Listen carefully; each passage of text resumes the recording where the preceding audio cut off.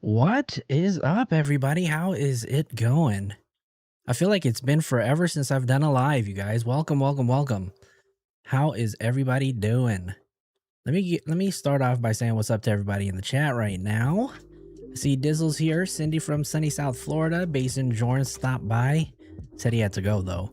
Who else do we have in here? We got Doe Bordeaux, Jazzy Jess, Storm's here. Jad, my mod. What up, Mama Flo? Veronica Rodriguez, Kimberly Bridges. And then I rock. Rufio Banny is in the house. I see Sydney's here. Rach, what's going on? Gold Digger. All right. Stars. What's up, Stars? How are y'all doing? Can you guys hear me? Type one in the chat if you guys can hear me. It's been a minute since I've been on. I feel like I don't remember anything. Anyways, some good news, right? Since my last stream, we were able to hit 1,000 subs. Something that I'm, shocked about, but also very thankful for all of you guys who are here tuning in. So, what happened? What happened today? So Nancy Grace came out with another show, had SF Investigates on the show. All right, I see some ones in the chat so you guys can hear me. I know we're on a little bit of a delay, so, which is all good, all good, all good. So Nancy came out, had another show. We're going to react to that really quick. We're going to talk about it. And then we're going to go get into some speculations and some theories. I'm going to show you guys some never before seen footage of Neo the Asian that I came across. So I think it's going to be exciting. And then we'll talk about the theories and speculations on who moved the Tesla. I've got a theory, but I need your guys' help to let me know, if this theory works or if it doesn't. So without further ado, we're just going to go ahead and get right into the Nancy Grace. And if you guys have seen this, I do apologize, but this is a reaction channel as well, where we do cover the news. We do deep dives. So yeah, again, without further ado, let's just get right into it. A huge step forward in the investigation. Neo Langston was arrested and fingerprinted and will testify in front of the grand jury. I want to know, Let me how turn many off the times comments real have quick. they seen her? Was there any kind of trauma that they've ever witnessed that was inflicted upon her? Who else was in that house? David seemed to have this infatuation with knives. There's a lot of pictures of him with like switchblade-looking knives. The way she was treated, she's objectified. She is dismembered. I think that they treated her like she is a play toy. Uh-oh. Breaking news. A plea Coco deal. Mom, how's it going? And tonight, D4VD, a.k.a. David D4VD. Everybody do me a favor. Drop a Nancy emoji in the chat. Anthony Burke, a.k.a. murder suspect, is cooked as an arrest goes down in the death of Celeste, a 13-year-old little girl found dead, allegedly dismembered in Burke's Tesla trunk. Good evening. I'm Nancy Grace. This is Crime Stories. I want to thank you for being with us. Tesla. A home incinerator. Was it purchased at the time of Celeste's death? Where burn cages have, in fact, been used to render down human remains. This is something you would typically find on a farm, and you got to wonder what the plans are ultimately to maybe get rid of her permanently. Tonight is a plea deal in the works. This as an arrest goes down connected to the death of a 13-year-old little girl, Celeste Rivas. Her body found in the trunk of highly popular D4VD, a.k.a. David Anthony Burke, a.k.a. suspect. Joining me and all-star panel to make sense of what we know right now. Baby? What sparked news of a potential plea deal? Burke's close friend, Neo Langston, arrested. All right, so before we continue, obviously last Friday on the 23rd, it was announced that Neo Langston was arrested in Montana on what appears to be a failure to appear, right? He was then extradited back to California that, I want to say the same day. He touched base in Los Angeles at midnight on the 23rd, which was also Mama Flo's birthday. So Mama Flo got a nice little birthday gift. But by 9 a.m., Neo was out on a bond. So $60,000 bail. He bonded out, I want to say early Saturday morning. At his mother's home in Montana on an unspecified warrant issued by the LAPD.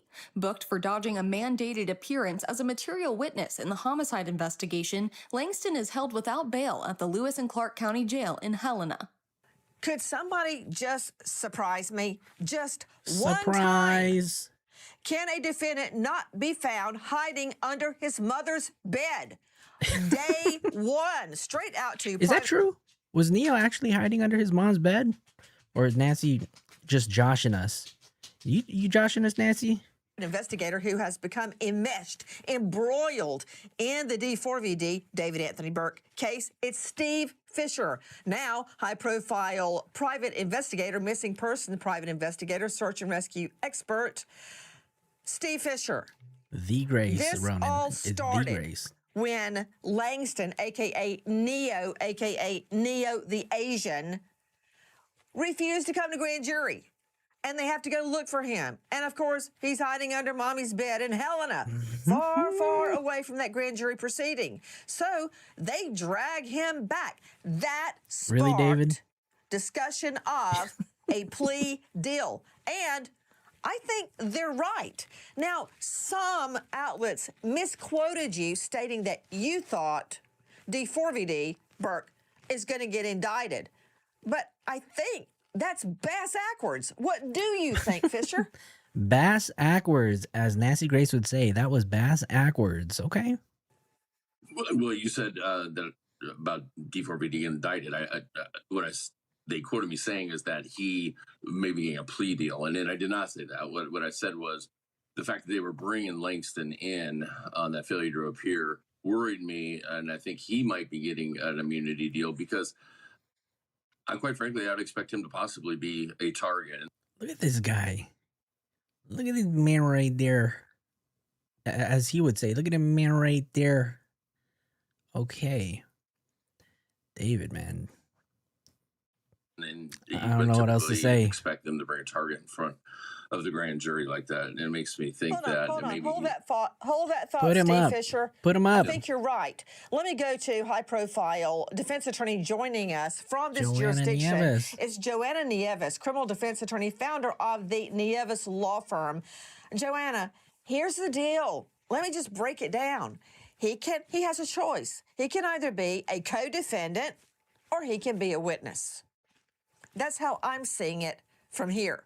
Because I guarantee you, Joanna, LAPD, and I've heard this from an inside source, has this huge, huge wall, and they have digital tracking of phone calls, Yep. GPS locators, nav systems Stars.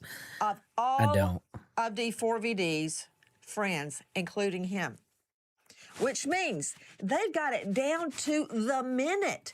If Langston, a.k.a. Neo, was traveling along in a car, and I think I've identified one thing they're looking at, Joanna. It's the night that D4VD goes out into a densely wooded forest area late in the night, 2, 3 a.m. Santa Barbara. Many people think to dispose of a body or scout a spot to dispose of a body.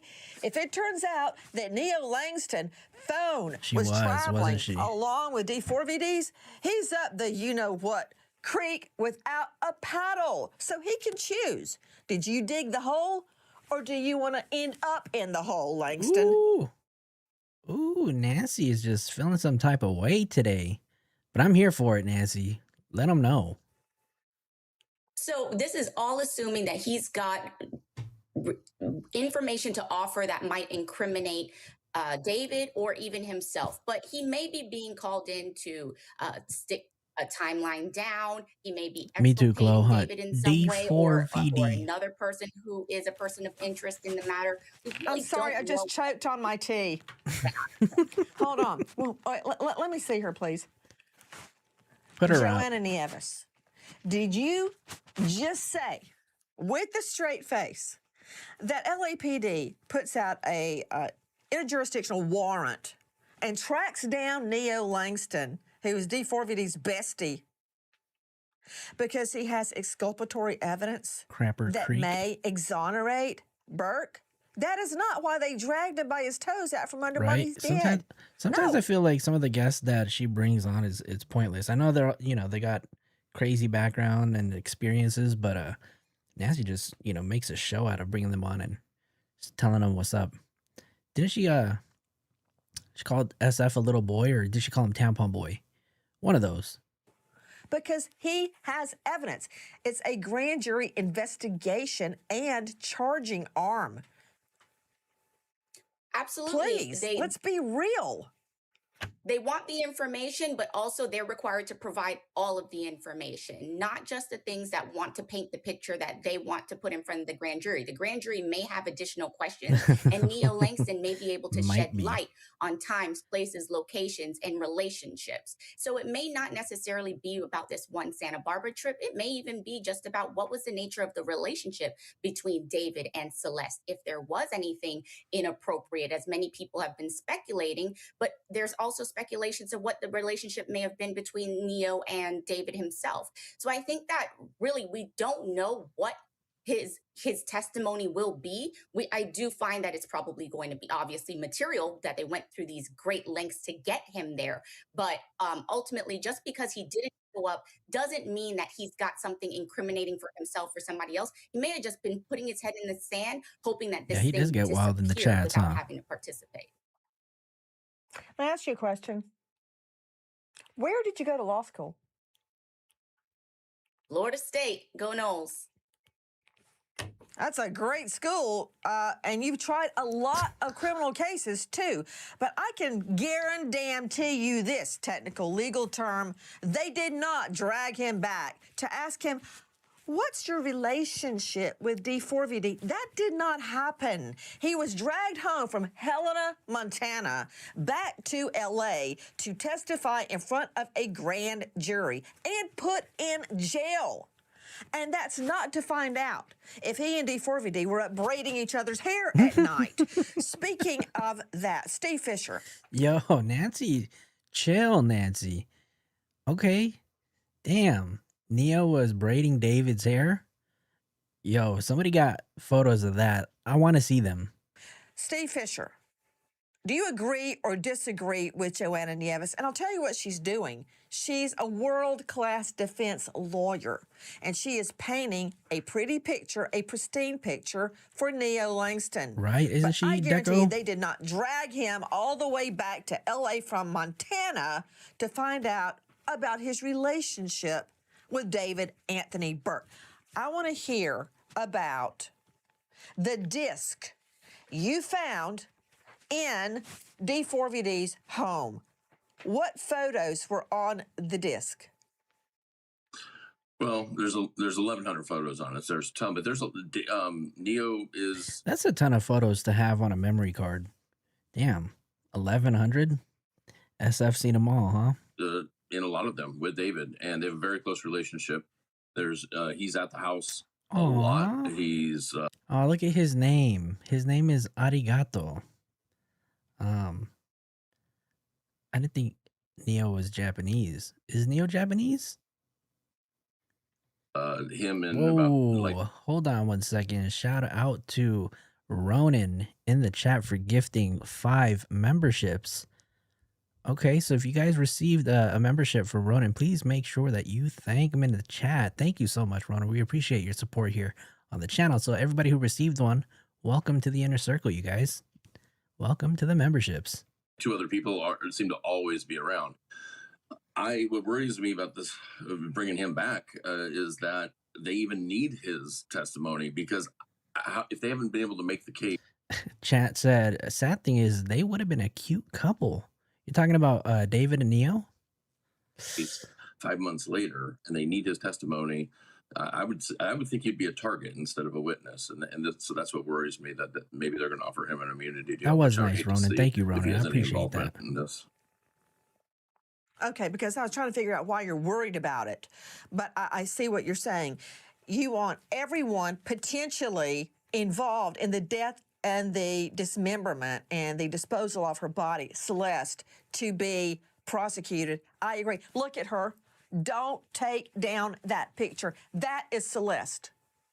That is Celeste. A few short years after that, she's dead.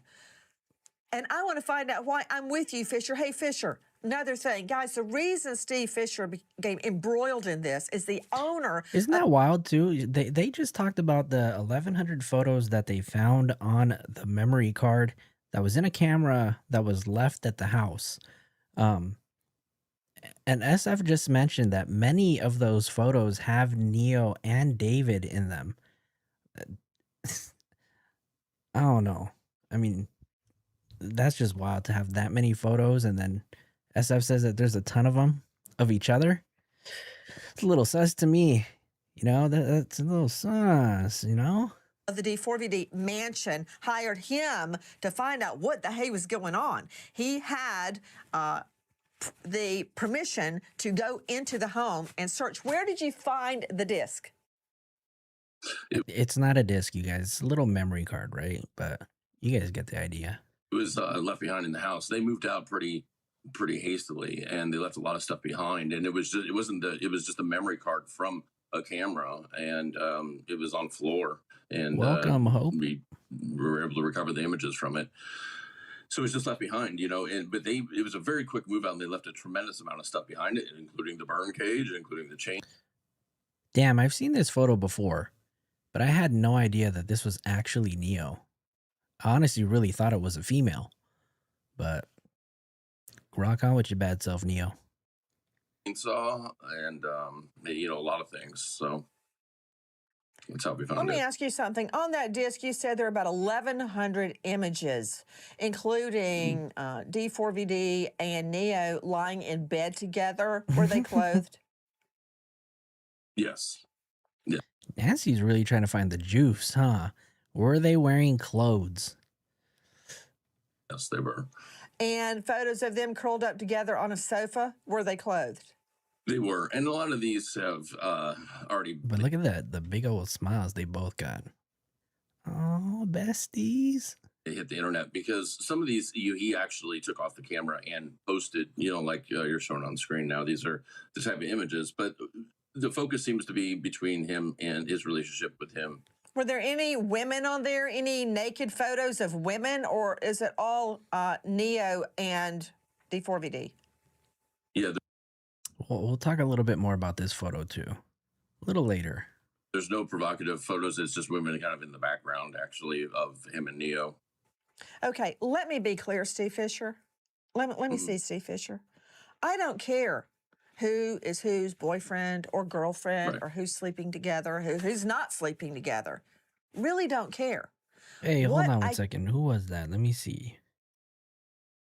Hey, Coco's mom, thank you so much for that $20 Cash App. Thank you, thank you, thank you. Appreciate it. Thank you so much for supporting the channel, Coco's mom. That was really nice. care about. And by the way, if you guys do become a member of the channel, we do have a Discord if you want. Definitely where we kind of talk about this case. And right now, to be honest with you guys, this is one of the cases that I'm covering.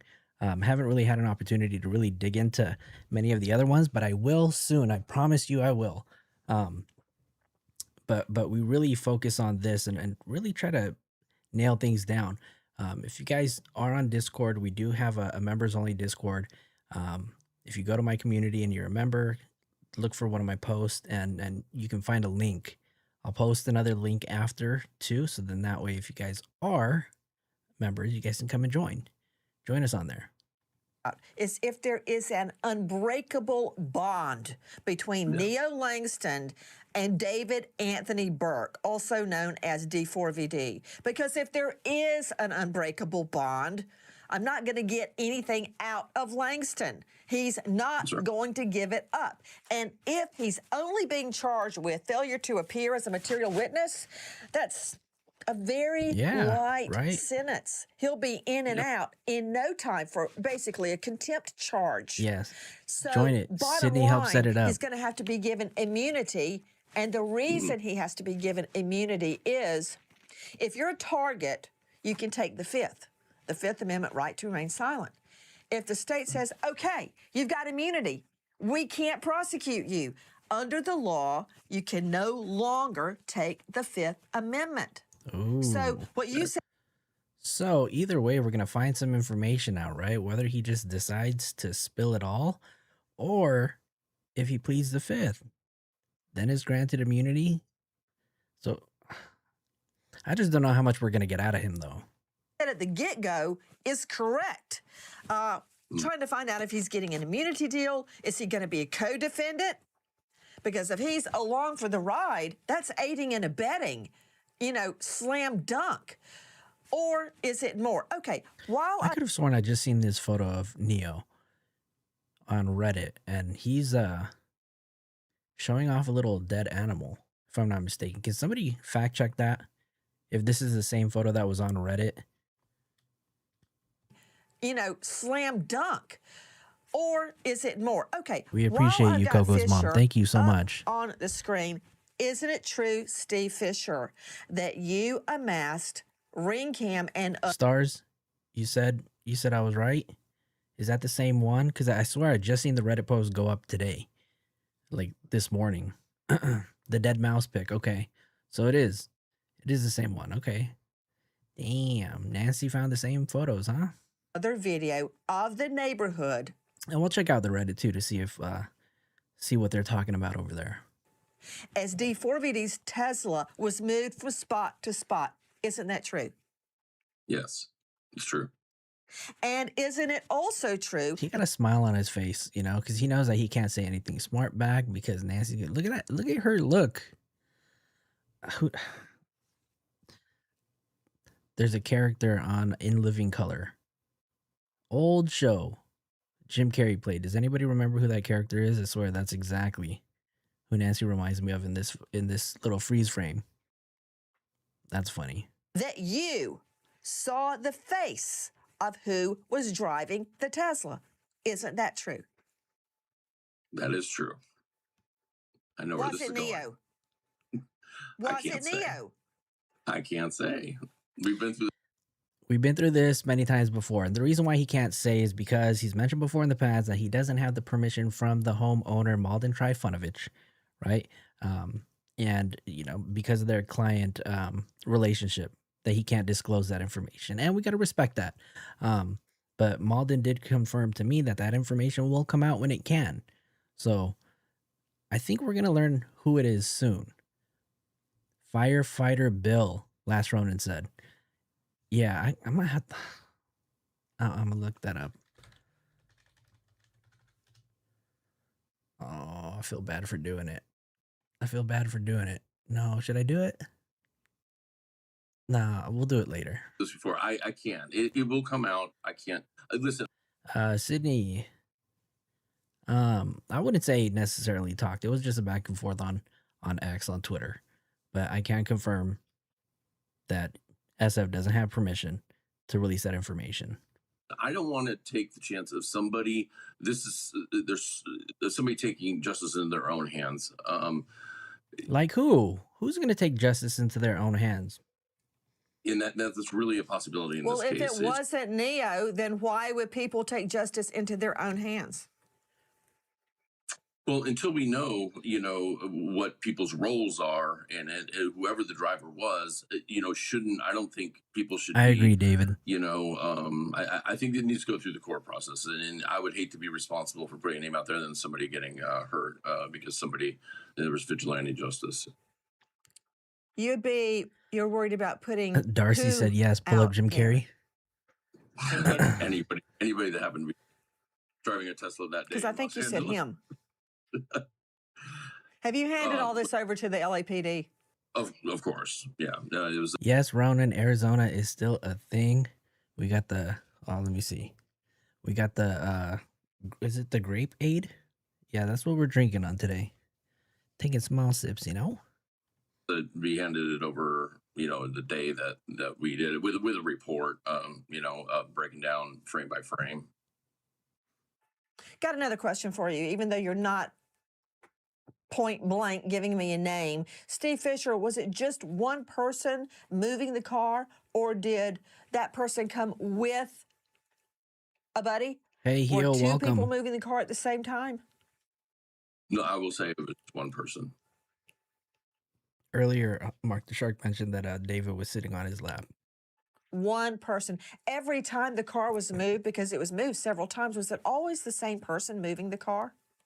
So we only have a surveillance of it being moved that last day, which was July 29th, 30th. It's escaping me right now. That last day, which is the day they left for tour, we only have the surveillance of that. We have reports from neighbors of where the car was parked back in May and stuff, but that surveillance, unfortunately, had been overwritten.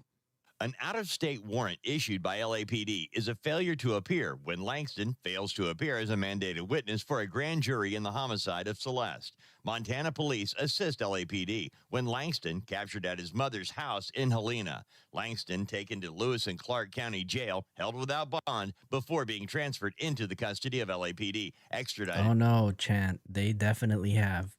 I paid probably like $1.25 for this. They used to be 90. The label still says 99 cents. But I paid way more than that. $1.25, it's starting to look like the Dollar Tree. To LA and booked. A plea deal in the works? That's the question tonight. This after the arrest of D4VD David Anthony Burke's best friend and running buddy, Neo Langston, a.k.a. Neo the Asian. Okay. Straight back out to Steve Fisher joining us. My money back. Private investigator hired by the owner of D4VD's mansion. Steve Fisher. Hey, Basin Jordan, your bags. He said SF big mad about any mistake LAPD make, but he doesn't say a word about when he was pushing his accidental OD theory that magically disappeared without a word. I don't know. I'm afraid that there may be some truth to that. I don't know. That's the part that worries me, that there may be a possibility that the toxicology reports come back and they may show nothing, right? But obviously we know that this is being handled and looked at as a murder case. So there's a lot that we don't know, and I'm very curious what else there is, right? You mentioned There's going to be a lot. Obviously, we've learned so much from this investigation through SF Investigates, and we thank them for that, right? Thank you for giving us all that information, because otherwise, nobody would have been talking about this case. So if it wasn't for him, this case honestly would have gone so silent. immunity when you first started talking. Why did you say that? What are your sources telling you? Well, I just think that if indeed this is for a grand jury failure to appear, if they need him, I think they're bringing him in as a witness and not as a target. And I think he would have gotten a target letter. And like you said earlier, he plead the fifth. So if they need him and he's got information, that means the case made yet in my mind, and he'd probably offered immunity. And I just can't believe at this point, and 5 months later, and with all the digital evidence. Neo Langston arrested in Montana on a warrant for failing to appear as a witness in LA homicide probe. Shout out to Tom Bridge for these photos. This is out there that they need his testimony, but if they do, then I'm afraid for the case, to be honest with you. And there you see Neo Langston handcuffed, hands behind him, with armed law enforcement wearing tack gear, putting him in the back of a cruiser. That's from our friends at the Independent Record. And again, I find it really hard to believe that he's just coming in to discuss his relationship with That's D4VD. our boy. That's Neo Langston. Under mommy's bed. Dr. Cheryl Errett joining us, clinical forensic psychologist. Find her. Alien Baby, I actually don't think there are any records regarding who bailed him out. I don't even know if it'll tell you who actually bailed him out, but all we do know is that his bail was set for $60,000 and he bonded out at probably 10% of that, which is probably about $6,000. At creativeemdr.com. Dr. Eric, thank you for being with us. Why does everybody go home and hide out at mommy's house? I mean, I've said it a million times at a BF calendar, bond forfeiture. Here's his mom's address. Just go straight out there. I'll wait. He'll be back in about 20 minutes. Why? That is such a great question, Nancy. And I think it's because it is the safest place. Isn't that from IKEA? This little thing? The person's mind when they photo are in the back. running and they don't know where else to go. Running to mom is the place to be. And you're right. It could save everybody a lot of time to just head right there. Absolutely. Alexis Tereszcuk joining us there in LA, Crime Stories investigative reporter. Alexis, what do we know about Neo Langston? What do we know about his relationship with D4VD? What do we know about a potential plea deal going down for either him, Langston, or Burke? What we know about him is Neo Langston is a Twitch streamer. So he plays video games online and other people join him and watch him. Super popular, very well known. He and D4VD are best friends. Some people think that he's actually his assistant. So he would help him out with everything, with travel and business and booking anything for him. Not his record label, just his personal assistant. They are together all the time. They're constantly together. Photos, videos, appearances, live. He was there by his side for And then I rock, you don't like it? The plea deal is just coming to light. Perhaps there may be one. The thing is, he has only been charged with failing to appear as a witness, nothing else. And as you remember in court a couple months ago, there was concern that this witness didn't show up. It stopped the grand jury proceedings. D4VD's representative from his record label was saying, well, I don't know what I'm supposed to be doing here. I wasn't the one that was in charge of turning him into the police or anything like that. But the prosecutors really wanted to speak to this Fred Langston. He did not show up. And this footage right here, this comes from David's Twitch, and they're at the Anime Expo. And we have a longtime supporter in the chat who told me a story about this, how they had one of their grandchildren attend this event, and actually had an opportunity to take a picture with David this day. And that is such a crazy story, come to find out weeks later that this was the same person that is in the middle of this investigation. Expected him to show up. They were all in court that day. So it took a couple of weeks for the LAPD to get the warrant and have it served in his house in Montana, or his mom's house in Montana. There so far has not been any release of a plea deal. And again, he was only brought here just because he failed to appear as a witness. So the prosecutors want to talk to him. They want to know exactly what he saw when he was in this house, because he appears to be D4VD's closest friend. Well, you know, Alexis Tereshchuk, I hear what you're saying, but he can be a witness today. And David is guilty. You think Asia is the least weird out of the three? I don't know. Did you watch her last Twitch live? a defendant tomorrow based on what happens at this juncture. Chant, I have no idea who David was trying to play with that blue wig. If you ask me, he was probably trying to play as Celeste, right? I mean, we've seen Celeste wear that blue wig in one of her photos. I think at the time she was 12, right? So cosplaying as an anime character, probably not, right? Many times you and I have investigated and covered cases where we start off with one charge and it morphs into something much more serious.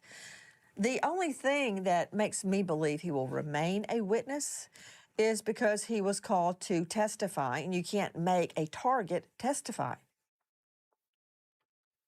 And the thing is, he has seen so much more with him than Celeste ever was. There's so very few pictures of Celeste. You know, the last one we have is from over a year ago at this point, really almost 2 years.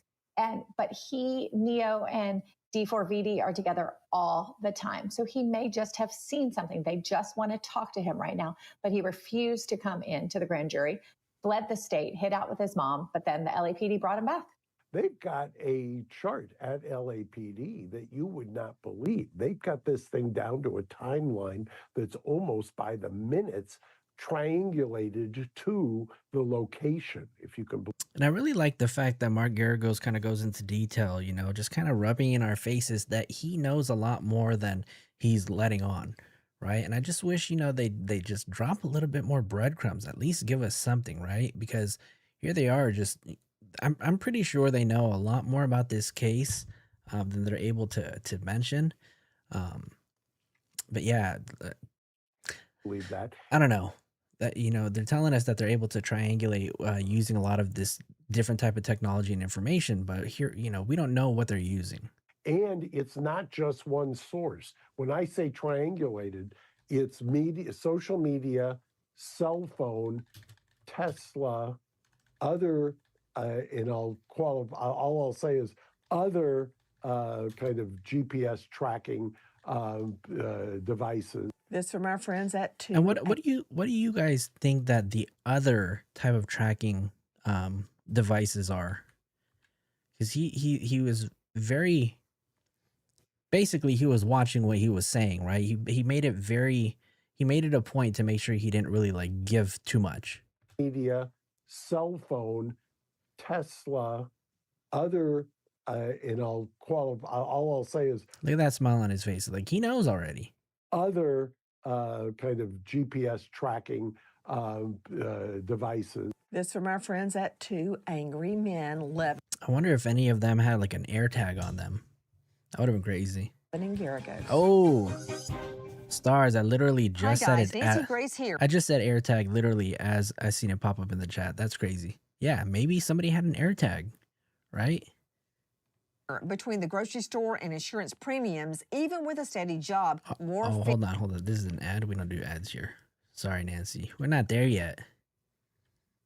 You know, I'm sure See, subs are lovely. they didn't have to do any of their own yard work. they did not seize the chainsaw. They did not fingerprint them. They did not luminol them. I mean, that's bad police work right there. A plea deal in the works in the death and disposal of a teen girl, Celeste Rivas. This, as the Saying it very with an best accent, friend okay? of D4VD, aka David Anthony Burke, is caught at his mother's house in Helena. You made a really great point, Chant. Feels like everybody is traceable these days until they go missing, right? Yeah. When you said that, it just reminded me of that case that's going on right now with that little 15-year-old Thomas Medlin, the one from Suffolk County in New York. Sad case. Sad case. I really hope that they're able to identify and find where that little kid is. And I hope that he's safe too.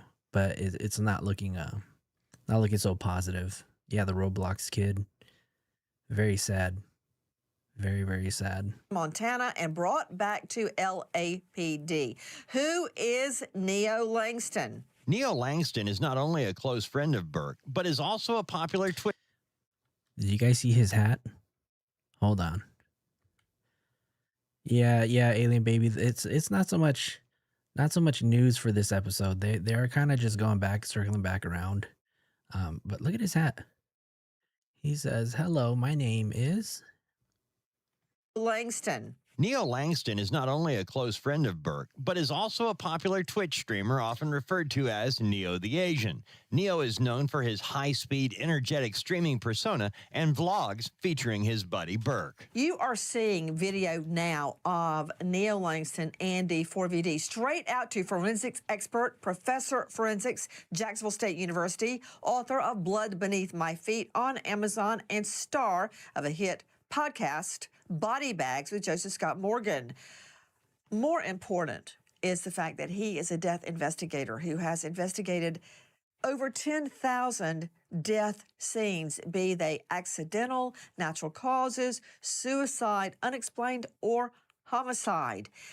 Tonight, a huge step forward. Eileen, that's a great point, right? That leather bracelet that he has. I think they were giving away that bracelet at a show because there's I think I've seen photos of some other people wearing it too. In the investigation, what impact does this have forensically on the case? Now that we know Langston has been brought back to the jurisdiction and will testify in front of the grand jury, what forensically does that mean? What would you be looking for now? Okay, this is very critical, and here's why. Just give me a little bit of rope here, Nancy.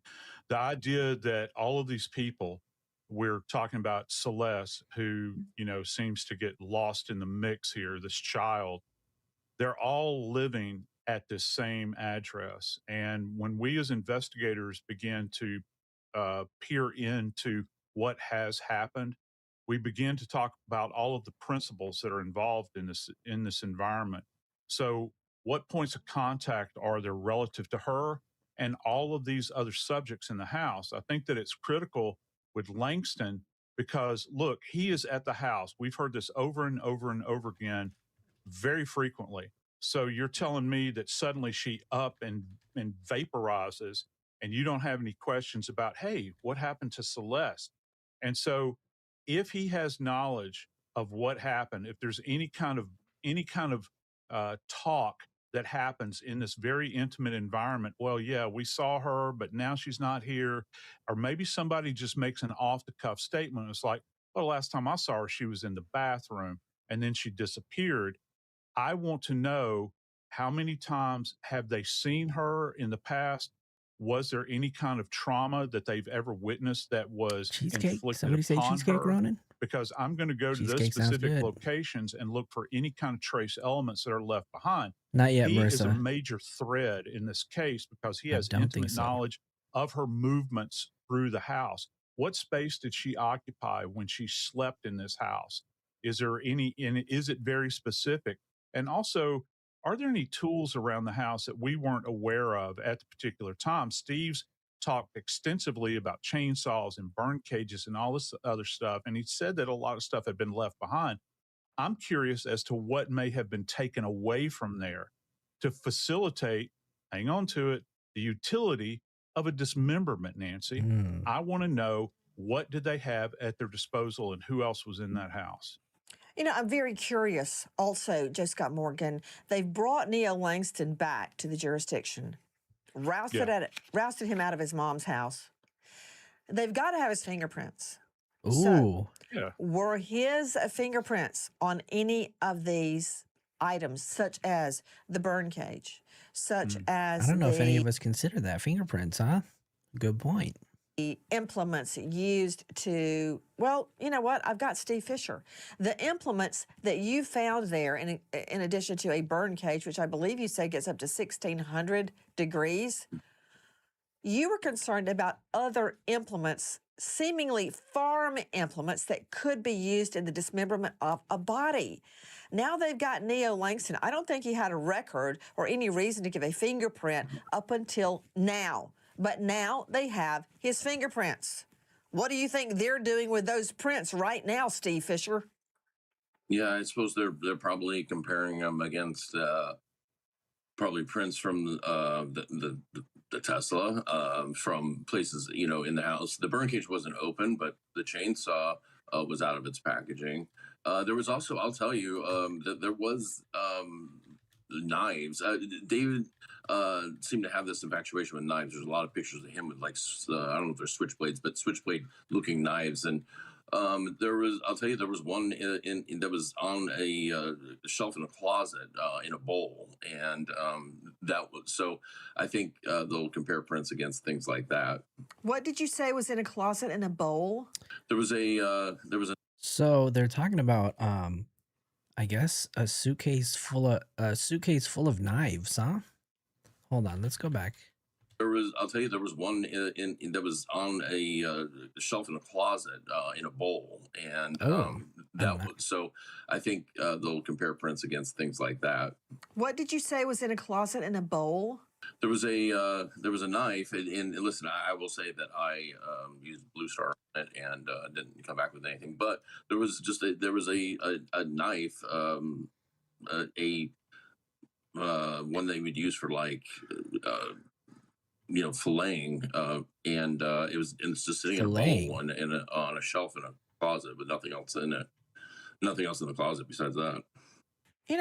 That leads me to a question to Dr. Cheryl Arrett. Here is. And let me pull up a picture really quick of one of the knives that David has in his possession, because we do know that SF Investigates posted about that right over here, right? So here is an image of one of the knives, and this is actually a switchblade knife, and switchblade knives, at least in the state of California, are illegal to have. So him having one in his possession, is already against the law. No, let's see this one. Oh, we were just talking about this photo earlier too. This black and white photo is supposedly at the second location, or the 804 house, that for some reason mainstream media, TMZ, SF Investigates refuse to acknowledge. Let me pull up another photo that David had, full of knives too, because this one, let me see. Let me just make sure that I save this, because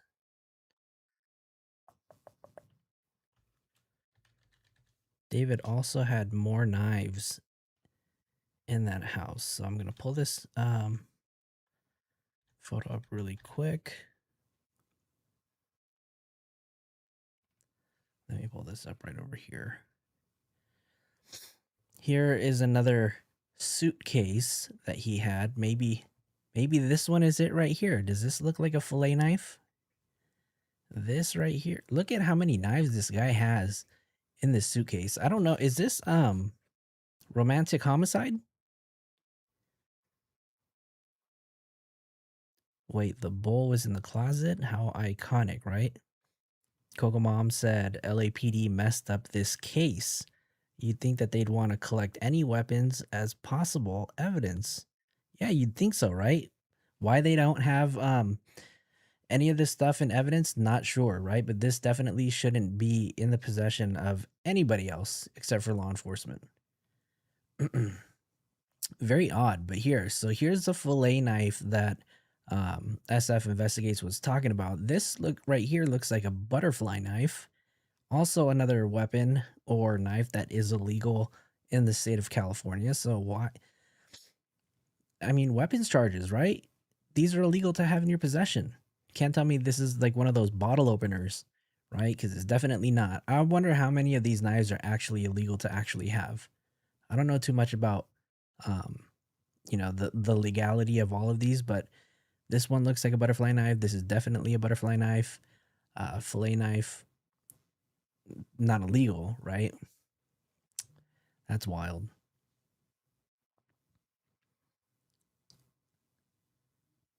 Kind of looks like one. They are usually very narrow and thin. Yeah, so this is what they would use as like a fillet knife, right? If they were like cutting up like raw meat and stuff. So I'm being told that this suitcase of knives is from the romantic homicide video. Okay, so this is a shot from romantic homicide.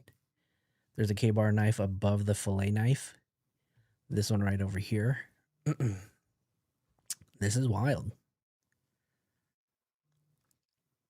So Chloe in the comments said, because they probably use Blue Star or similar, like SF did, and they came back negative. Just a thought. That's very possible, right? Maybe I don't know if Blue Star is similar or different from luminol. Maybe there was no blood traces on it. Crazy. A guy who's basically raised in the lap of luxury. His dad is a digital expert lawyer who is handling the digital evidence for very high profile cases. All right. So why does he pose himself as like straight out? All right, that's the dad right there. Brain space genius litigation support manager at Troutman Pepper Lock LLP. We're not going to get into that. I don't really want to talk about the dad and his background. No, thank you. Oops. Out of Compton. What's that all about? He's a rapper. Huh? Did she? Is she talking about David? David? Okay, you guys. For those of you guys that don't know, David is not a rapper. No way. The rap game does not want him. No. He's Compton. What's that all about? He's a rapper. He's you know, he is. Cheryl, shame on you.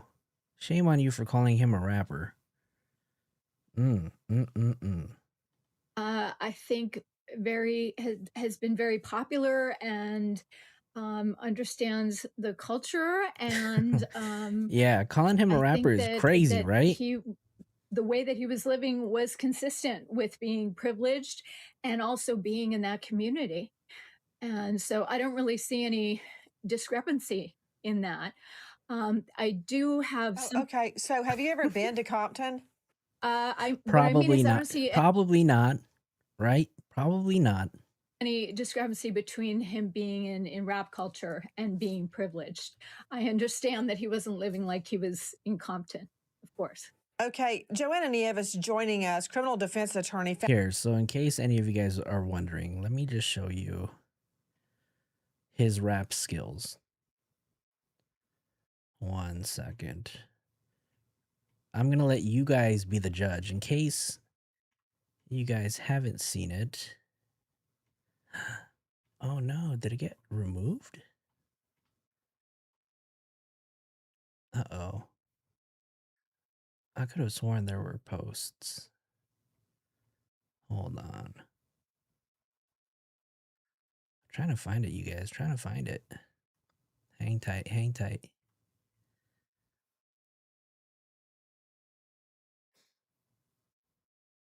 Okay, we're close. We're close, you guys. Hang tight, hang tight, hang tight. Oh, I found it. All right. So this is David rapping and freestyling.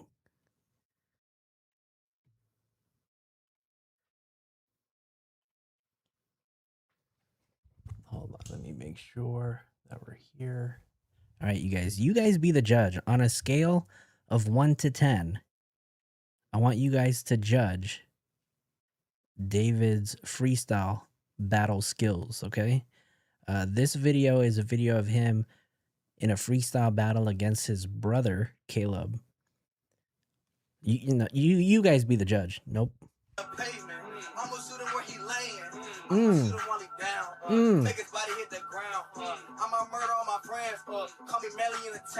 said what? I'm shoot him on sight and what? He gonna pull up in a He gonna pull up and deny it. What did he say? I'ma murder all my friends. Call me Melly. I'ma murder all my friends. I'ma murder all my friends. Call me Melly in the town. I'm not getting indicted. I'm shooting them on sight and what? He gonna pull up and he gonna pull up and deny it. I'm testifying in court. Hey, Your Honor, I did not buy it. I did not even try it. I just wanted to rely it. Oh, shoot, you guys. Did you hear what he just said? He said, hold on, we have to run that back. I just wanted to rely it. He just wanted to rely it. Y'all. All right. If any of you guys know what that means in the chat, please let me know. Please let me know. Yeah, he did say that he won't get indicted. Make his body hit the ground. I'ma murder all my friends. I'm gonna murder all my friends. Call me Melly. Call me Melly in the town. That's a reference to YNW Melly, who's a hip hop artist who was arrested for shooting two of his friends and lied about it and said that his friends he was sitting in the back seat of a car and shot his two friends that were sitting in the front. And basically, he said that there was a drive-by. Obviously went to court and they found him guilty on murder charges. So he's gonna murder all his friends. Call him Melly in the town. Call me Melly in the town. I'm not getting indicted. I'm shooting them on sight and what? He gonna pull up in a. He's gonna pull up in a. He's gonna pull up in a. There you go. Shoot. Let him pull up in a. He gonna pull up and deny it. I'm not testifying in court. Hey, Your Honor, I did not buy it. I did not even try it. That's what he's gonna say when they ask him about the burn cage and the chainsaw. In court. Hey, Your Honor, I did not buy it. I did not buy it. It wasn't even me. What didn't have my name on it. Testifying in court. Hey, Your Honor, I did not buy it. Oh. I did not even try it. I just wanted to rely it. Hard. Oh, you guys, that was David's freestyle. So I need you guys to give him a score on a scale of 0 to 10. No, I'm gonna say on a scale of 1 to 10. What do you grade him on his freestyle skills? I think his singing is worse than his rapping. Uh-oh. So you're giving him a little bit of props? That is funny. -1, Heel with Sound said. Sydney says 2.5. -100. -10. -11. Oh my God. -98,754 from Storm. Dizzle said -1. So does that make it a positive? Got two negatives. Founder of the Nieves law firm.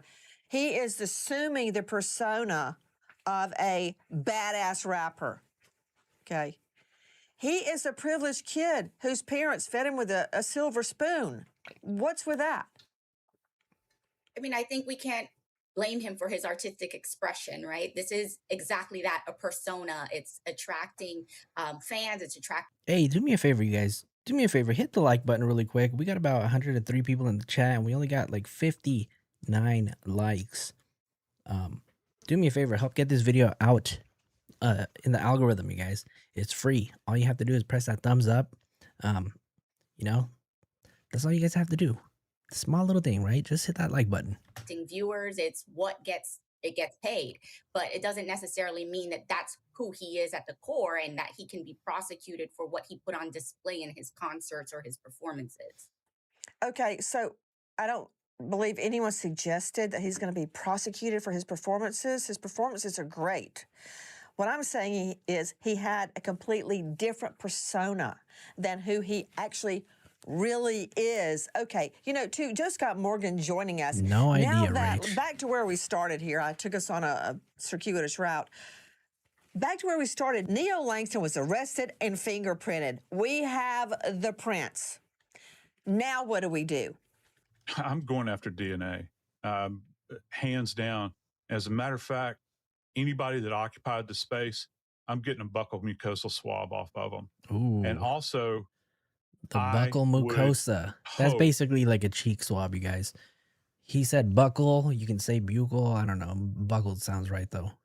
That this scene has been thoroughly searched, that it was sampled by law enforcement for any other sources of DNA. And Nancy, listen to me and listen to me good. I'm going to go here in this particular case. I'm not just merely talking about touch DNA. I want to know if there's any Oh, seminal hell deposition no. around this place. I want to know who it links back to. I want to know who was there because Here, so earlier, right before they transitioned into this segment, they were talking about, or they showed a photo of Neo the Asian. And so I just found that post on Reddit. And it basically says Neo posting pictures with dead animals on social media. So as you can see here, Neo's taking a photograph with, it looks like a dead little mouse, right? And he said, brought to you by my bad decisions. Nice one. Let's see. You can see he's got another photo here. Nancy, why didn't you use this photo? Should have used this one. So here he is standing on business, as mentioned here in his caption. Neo standing on business. So I'm curious if he actually hurt this little animal, if he actually killed it, right? It's one thing to take a photo and then post it. And then it's another one to actually have been the person to do the harm to this little tiny animal. That sucks. as far as I'm concerned, Celeste's case, it has a flavor to it relative to Oh, he's got a the way retrial coming up in 2027. Oh, we'll definitely do it then. For sure. she was treated. She's objectified. She is dismembered. I think that they treated her like she is a play toy. And I want to know, in intimate spaces around that house, bedrooms, sheets, toilets, I don't care where it is, you pursue this as fully as you possibly can. Coco's mom, thank you for stopping by, and thank you for supporting the channel with your Cash App donation. Thank you so much. Have a good night.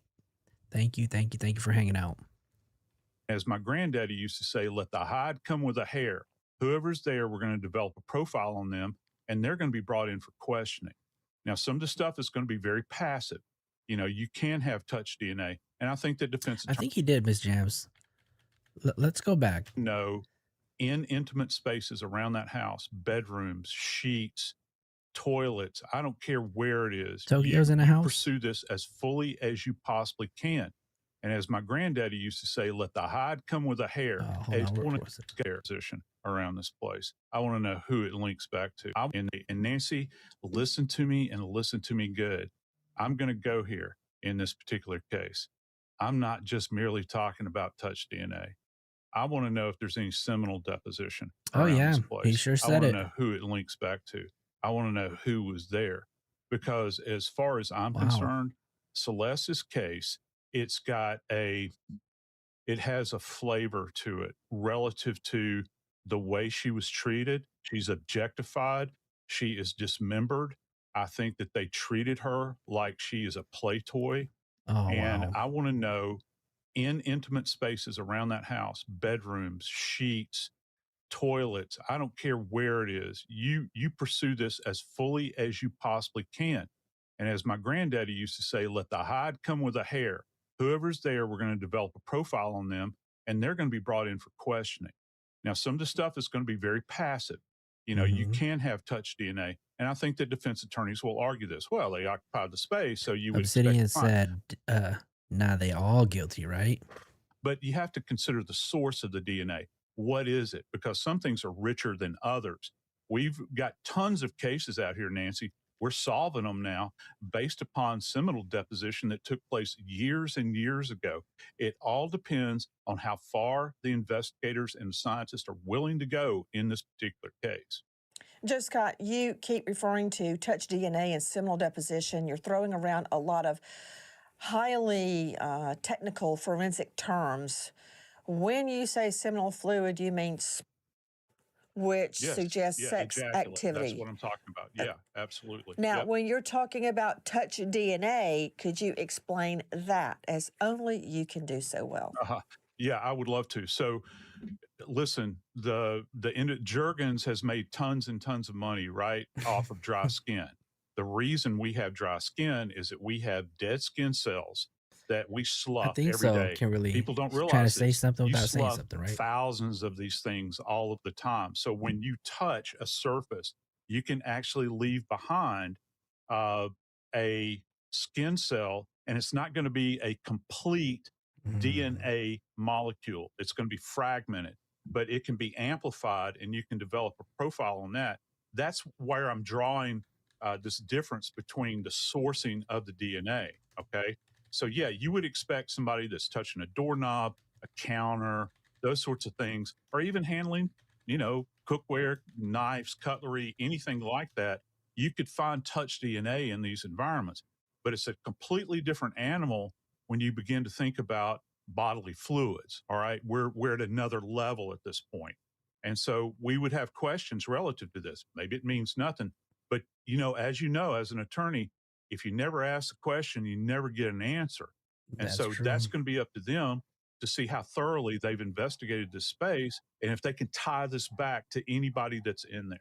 Burke has a very small circle of friends, and even though the friends have not been named publicly, police know where each friend lived inside the house rented for Burke. Investigators have triangulated signals of all cell phones, social media, the Tesla, and more for Burke's inner circle.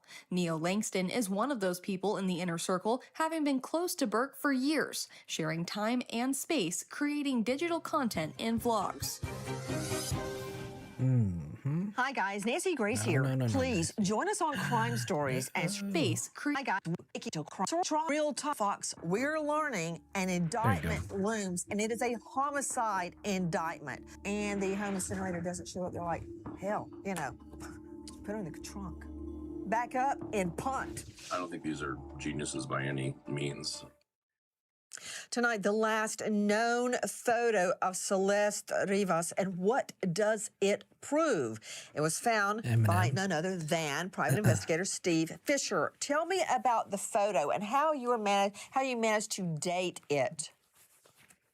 Yeah, so it was a photo that was on the card that we found, and the EXIF metadata that's embedded inside the photo shows that it was taken January 2nd, 2025 at 5:05 p.m. at Baldwin Hills, the scenic overlook. And this picture is always really hard for me to look at because she just looks so lost and confused, and 14 years old, and some guy has lured her into this life away from her family and her school. And we actually went to this spot, right? The day after SF talked about it, which was literally what, January 2nd, right? Wow, that's still this month is when they actually talked about it. And I went out there January 3rd, and it was just very eerie to just go out there and just know that this spot may potentially be the where the last photo of Celeste was taken. And it's weird because the view from this vantage point, there's nothing there. And I'll show you the video that I put together on this really quick. But yeah, it was just really just different just being out there, and it was a nice view, beautiful view out in Culver City, Baldwin Hills. But yeah, it was weird. I get the feeling that she was on the phone. She was talking to somebody. You can't really see it here. But I feel like she was just, I don't know, sad. This photo was taken around 5 p.m., 5:30 or so. And who knows when she may have passed away. She just looks sad, and it's really hard picture for me to look at. When you say lost and alone, what do you mean by that? Somebody was with her. Someone took that photo. On whose digicam was it taken? Yeah, I just mean lost and alone. Like, she's gotten herself in this situation with David. David took this photo. And was it me, or did y'all hear some whispering in that video? Sounded like somebody was saying, like, pretty boy. When you say lost and y'all hear that? Or is it just me? sad, you know, and it's really hard picture for me to look at. When you say lost and I definitely alone, heard something. what do you mean by that? Somebody was with her. Someone took that photo. On whose digicam was it taken?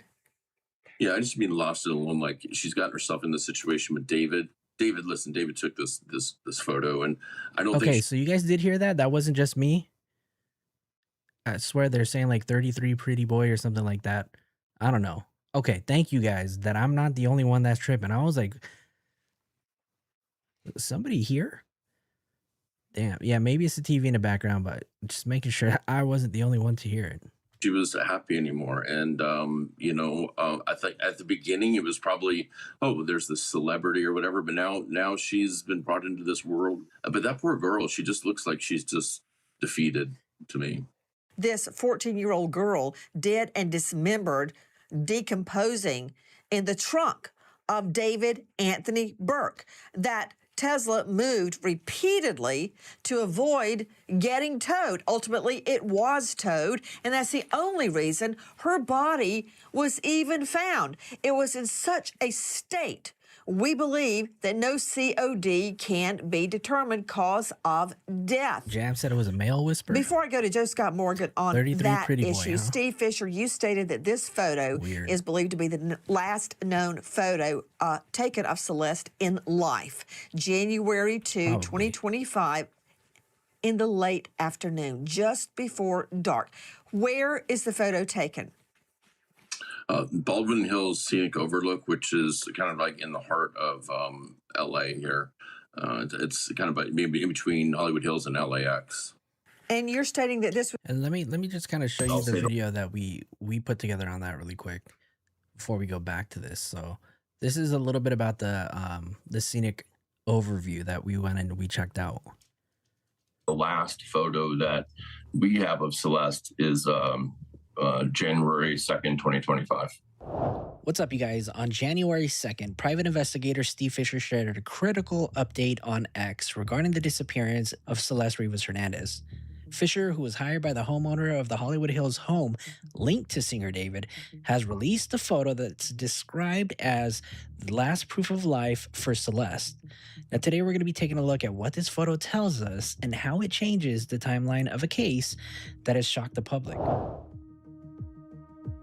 Now, this is a tweet that Steve Fisher put out on January 2nd. It says, 1 year ago today, January 2nd, 2025, is the date of the last known photo my investigation has uncovered of Celeste Rivas Hernandez.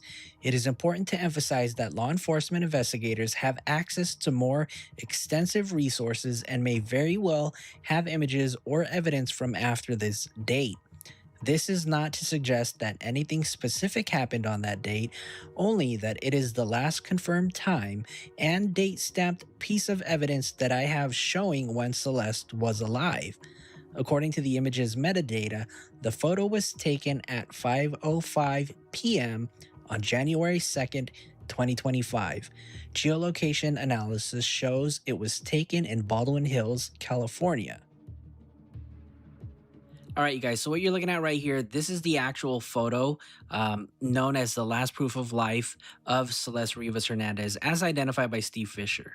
So according to Fisher, this image represents the final photograph that his investigation has uncovered showing Celeste alive. This image shows Celeste standing along the pedestrian walkway of the Baldwin Hills Scenic Overlook.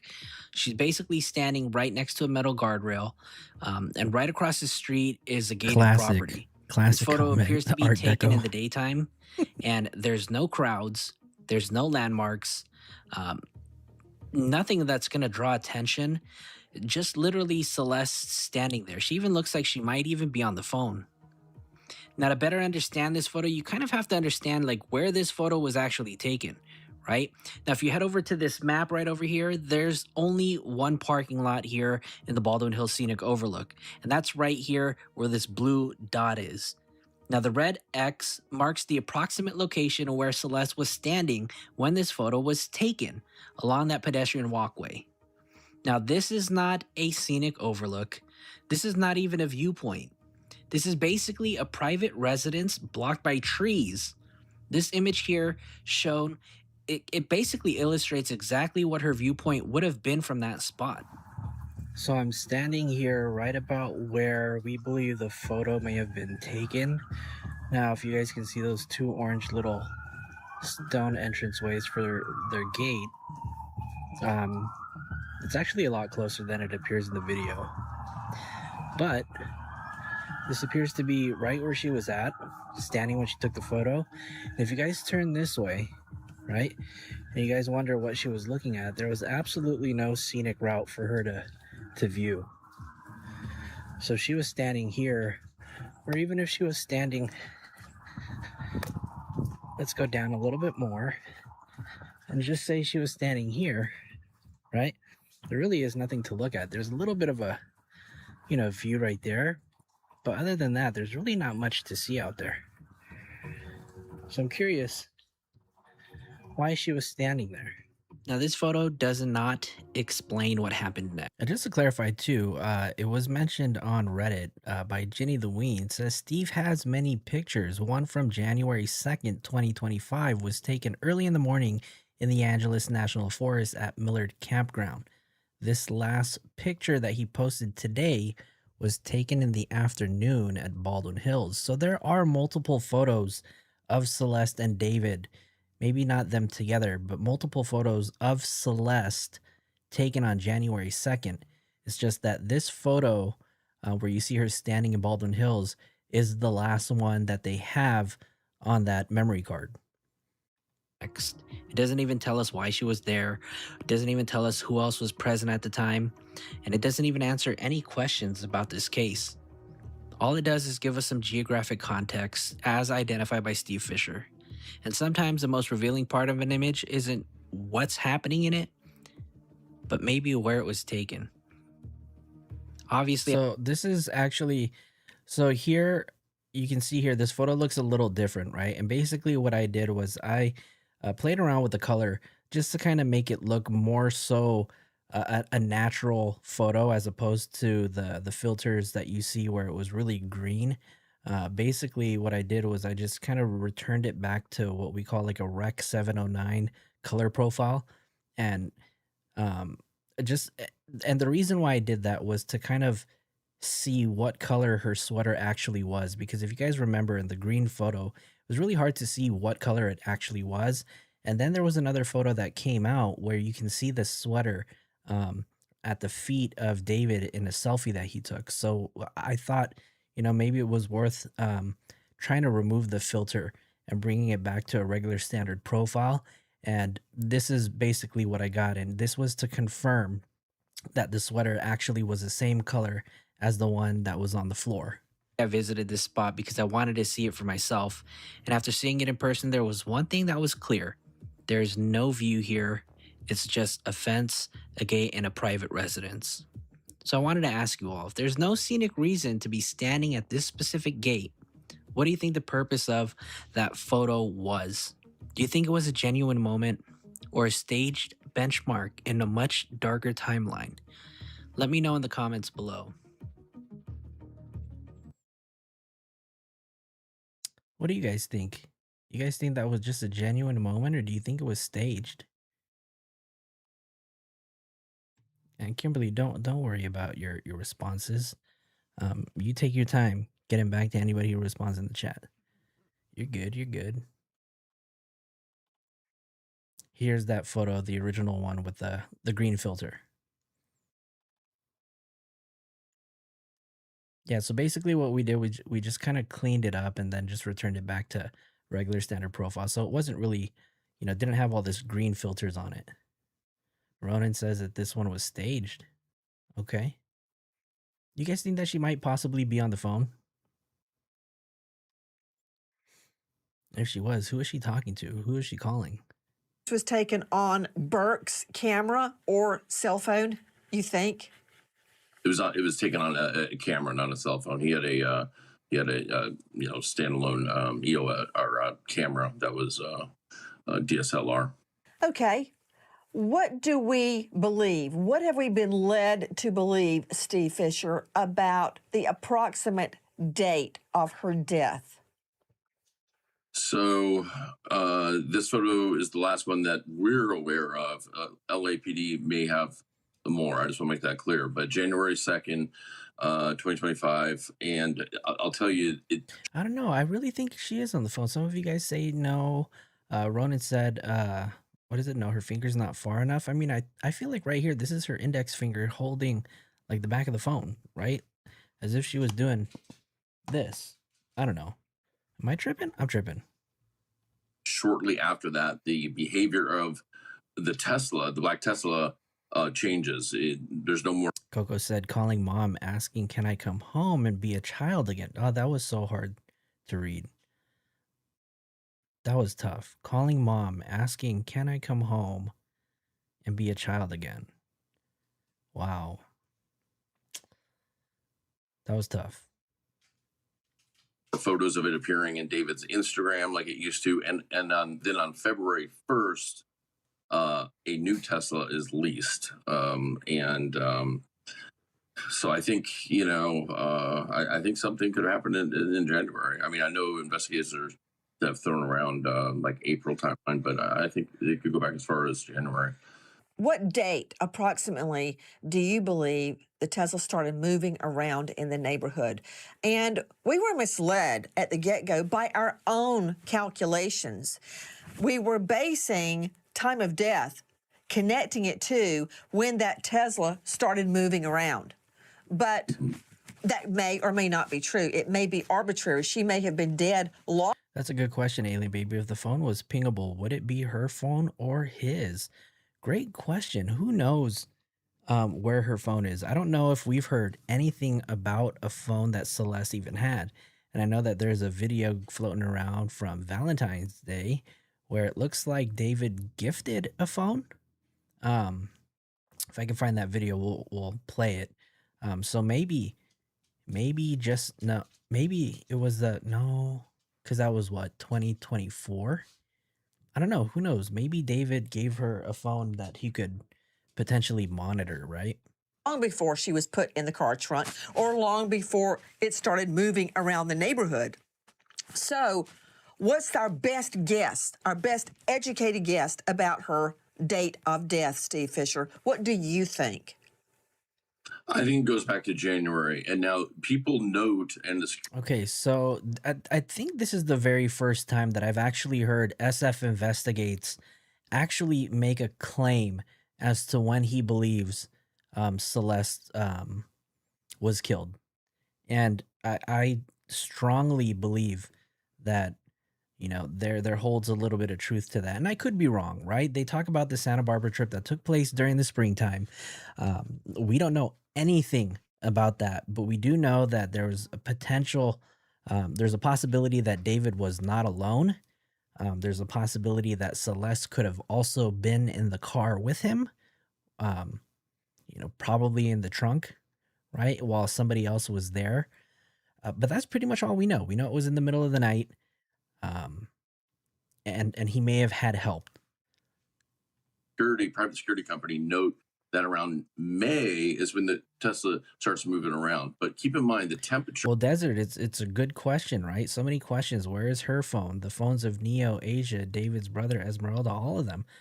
I don't know if you remember, but there's a video out there. Let me just go ahead and pull that video up too and show you guys, right? Because David tells us exactly where his phone was at.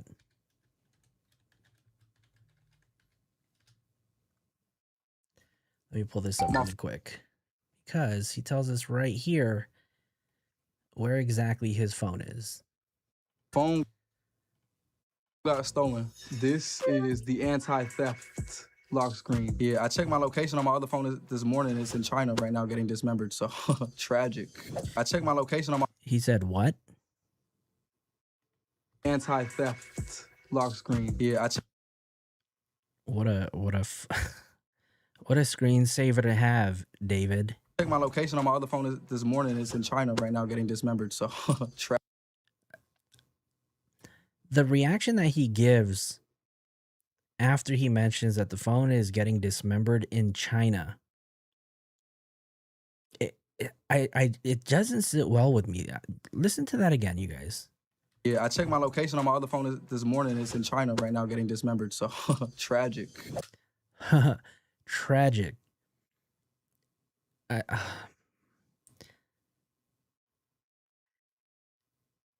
If this guy is guilty, right, and he goes to trial and he is found guilty on this, I'm gonna look back at all of the footage where he made jokes about this kind of stuff. Yeah, that's wild. I'm David. This is what's in my phone with Complex. I don't think there's really much else that we need to watch, but basically that comment where he talks about his phone getting dismembered. There's a video of Asia Collins. She not recently, but maybe about a month or two ago, she went on TikTok, it was, and she had mentioned that her phone got stolen. So now she has to use her Samsung phone. Her iPhone got stolen, right? I don't know. There's rumors that even the father bought a new phone a couple of months back. I don't know, just weird. Everybody either lost the phone, had it stolen, or buying new phones. Obviously, buying a phone is normal. Nothing wrong about that, but it's just the timing of it is just weird. And then to use the word dismembered, right? Your phone is in China getting dismembered.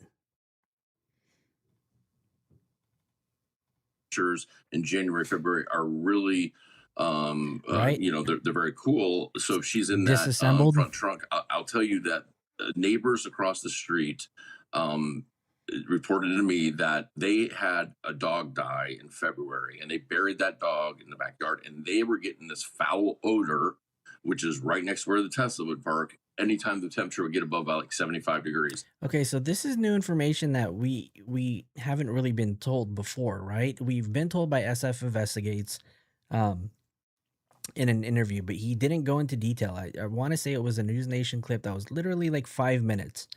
And then as soon as he mentioned that the dog died in February, the video cut. So here he's giving us a little bit more details regarding that incident. In February, and they buried that dog in the backyard, and they were getting this foul odor, which is right next to where the Tesla would park. And that's the part that they didn't mention before, that they were getting a very foul odor right next to where the Tesla had parked. So I'm assuming maybe it's the neighbors on the opposite side of these bushes right here, or maybe across the street. But they did say that they buried their dog. Anytime the temperature would get above like 75 degrees, they thought they didn't bury the dog deep enough. And this dog died February 22nd. So February 22nd. So it's very possible that after the 22nd of February, the neighbors were noticing this smell, right? Which means that there's a potential that maybe David was moving his car or his Tesla with Celeste in the front very early on in the year. So, okay, wait. Is this going where I think it's going? You're saying that the stench of Celeste's decomposing body, this little girl, was mistaken for a dead dog that had been buried? Well, they were getting this odor in the backyard, and they were going to rebury the dog. And then once this all went down and the Tesla disappeared, they didn't have to rebury the dog. The smell went away. Wait, hold on. Wait, whoa. And they were going to rebury the dog, and then once this all went down and the Tesla disappeared, they didn't have to rebury the dogs. Okay, so he's basically saying that when all of this went down, when the car was towed, which was what, September 5th, right there, he's basically saying that when the car was removed from the area on September 5th, that the smell went away and they didn't have to bury the dog or rebury the dog. Smell went away.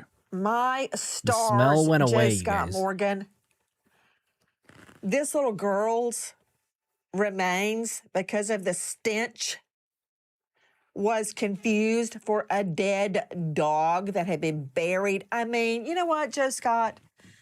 Just when I think I've heard it all and seen it all, something new happens that just drops on my head like a bomb. The thought of people confusing the smell of her decomposing body with that of a dog buried in a yard. I mean, do you not see the poignancy of that? Yeah, it certainly is. And again, that goes back to an earlier comment I made about objectification of her remains. Of her, I think, probably in life, but also her remains, how they're treated. But Nancy, let me drop this on you. I was just thinking about this because, and I don't want to go chasing rabbits here, but with Rex Heuermann, there's a hearing that's coming up relative to the unidentified Asian male that they have. And you know what they're going to be using to determine postmortem interval in that case? I want to show you this video really quick from ABC7. And this was a neighbor from the neighborhood right there, right off of Bluebird. So right off of this turn right over here is where the Tesla was parked, right? So right here in this corner is where that Tesla was parked. But let's listen to what she had to say. Really hot summer. Yeah. Oh, this is upsetting. Residents of this West Hollywood Bird Streets neighborhood are realizing tonight they've been unknowingly walking past a dead body for some time now. When this Tesla arrived at a Hollywood tow yard Monday morning, workers say the car was emitting a foul smell, and it wasn't long before the decomposing body of a woman was discovered in the front trunk. It was the same smell these residents and their dogs have been smelling for more than a week now. He took a very big interest in sniffing all of it. I'm just remembering something. I mean, this is going to sound horrible. So we would walk by the hedges, and I'm like, the hedges always smell like something decomposing. And there's a lot of rats around in here, but there was always a smell. There was always a smell. This man, who lives about 50 yards from where the car was parked, didn't smell anything, but says he did notice something seemed off. The only thing odd was an out of a state license plate, and it was banged up and kept moving from one place to other place within a couple of blocks from here. Oh, no. Hold on. I don't want to. David, whose full name is David Anthony Burke, has 33 million monthly listeners on Spotify and 3.6 million followers on TikTok. He's currently in the midst of a world tour performing tonight in Minneapolis. So far, there's been no comment from the singer, but incidentally, a second body was found in another impounded car today. There was a second body that was found September 9th, the very next day that Celeste body was discovered at a tow yard in South LA. People say that the two incidences were unrelated. The car right here was a car that was set on fire, and they did find a body. They didn't say if it was in the trunk, but I think they found a body in the car. This time in a burned out vehicle in South LA. This one is not believed to be connected to the Tesla. Police in the coroner's office are now working to determine who the victims are in both cases. In the WeHo case, Eyewitness News has learned the woman was small in stature, weighing less than 100 pounds, and had a tattoo on her right index. She was found, she was weighed, and she weighed 71 pounds. Finger are in both cases. How much did they say she weighed? In the WeHo case, Eyewitness News has learned the woman was small in stature, weighing less than 100 pounds, and had a tattoo on her right index finger reading SHHH. Puzzled, very surprised that hopefully they could find out what happened. That was ABC7. They're going to be taking the microbial life in that individual's remains and trying to build out a succession. And did you know that there's been a lot of success with this, with decomposing bodies? As a matter of fact, it's more accurate than, say, things that we do relative to, rigor mortis, livor mortis, all these sorts of things, because you're going into the gut, these microbes that live in there, and we can profile the DNA. And you can put a much tighter timeline utilizing this. I'm wondering what kind of sampling has been done relative to this, because these microbes indwell within our body, and they continue to live even in. And then I rock. It's funny that you say that, because I think the same thing too, right? There's a huge possibility that maybe she. I don't know. She only weighed 71 pounds. So there's a huge possibility that could be true. Death. And so you can do a succession. It's kind of like entomology, but much more specific. And you couple that with the smells that were emanating, you couple that with a lot of circumstantial information that we're getting relative to when she's last known alive, and you begin to kind of tighten down that window. And that's going to be the big thing here, because we've got this huge mysterious gap in time. You know, we've heard things all the way from spring Hold to on. early summer. You have put it in DEFCON 4 yet again.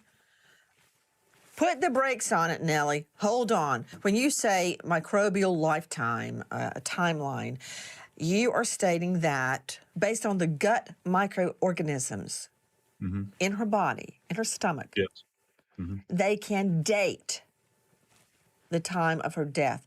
Much like, here's a good comparison from my layperson point of view, forensic etymology, based on the date and the development of maggots from being tiny eggs to turning into maggots to turning into full-on blowflies.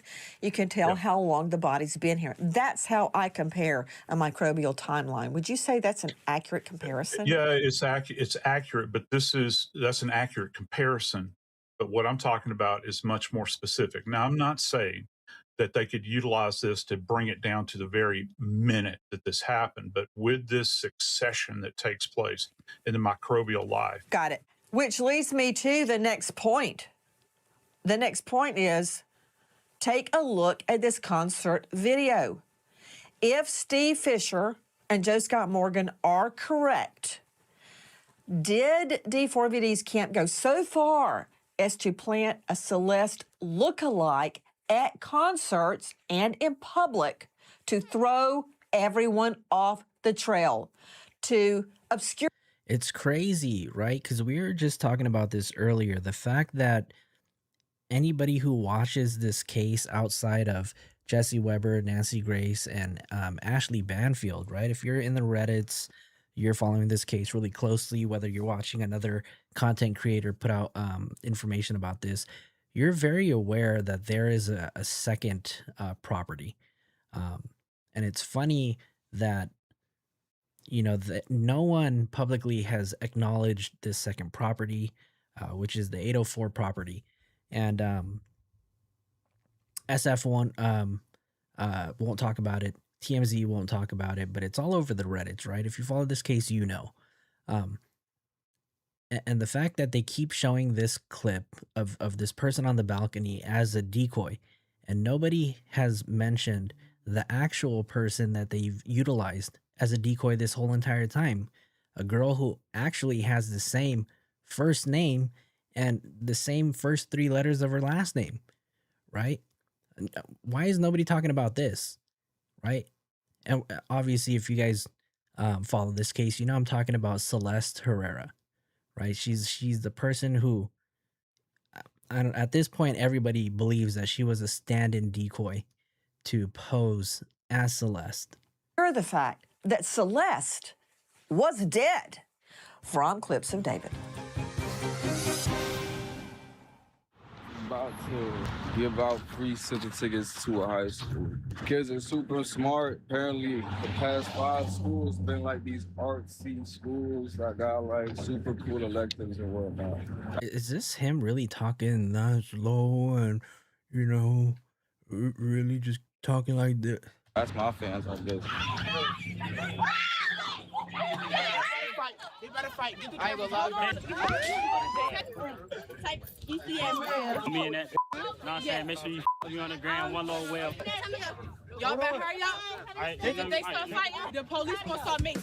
Burke on video loitering around high schools without permission, trying to get attention of high school students who saw posts on social media that Burke would be around the school giving out SZA tickets as part of a scavenger hunt.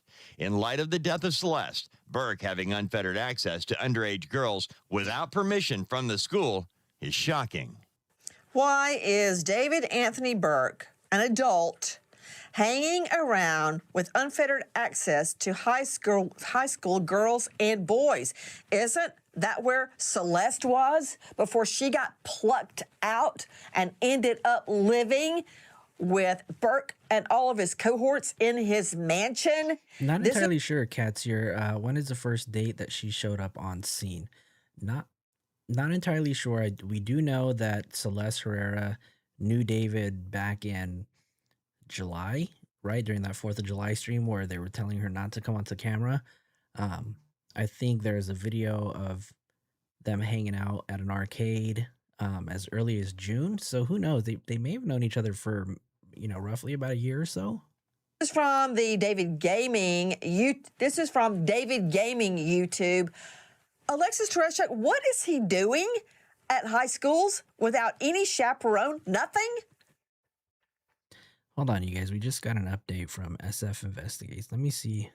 Let me read this first, and then I'll see if it's worth What he's trying to discussing. do is get attention for himself and to cause an online viral stir. He's handing out concert tickets. He's putting up social media posts saying, hey, I'm outside this school in Philadelphia. Come out. I'll give you guys tickets. It's part of a scavenger hunt. It's really just trying to hold on. bring up his Alexis, profile. yes, I know that much. I just heard that. I'm saying he's not an adult. Let me rephrase my question, Your Honor. All right, you guys, breaking news from SF Investigates. Let me go ahead and bring this up really quick because this is new. Makes me wonder. Let me bring this up for you guys really quick. SF Investigates just tweeted out right now, literally a few seconds ago, basically stated that David's Tesla, the vehicle in which Celeste Rivas Hernandez was found, was held by LAPD for only 48 hours to process evidence. 48 hours, you guys. After that, it was returned to the impound lot for David to retrieve, which he had not done until today. Wow. The Tesla was scheduled to go to auction tomorrow morning at 9 a.m., and I had planned to attend and inspect it. However, in the final hours before auction, David or someone with the power of attorney acting on his behalf picked it up.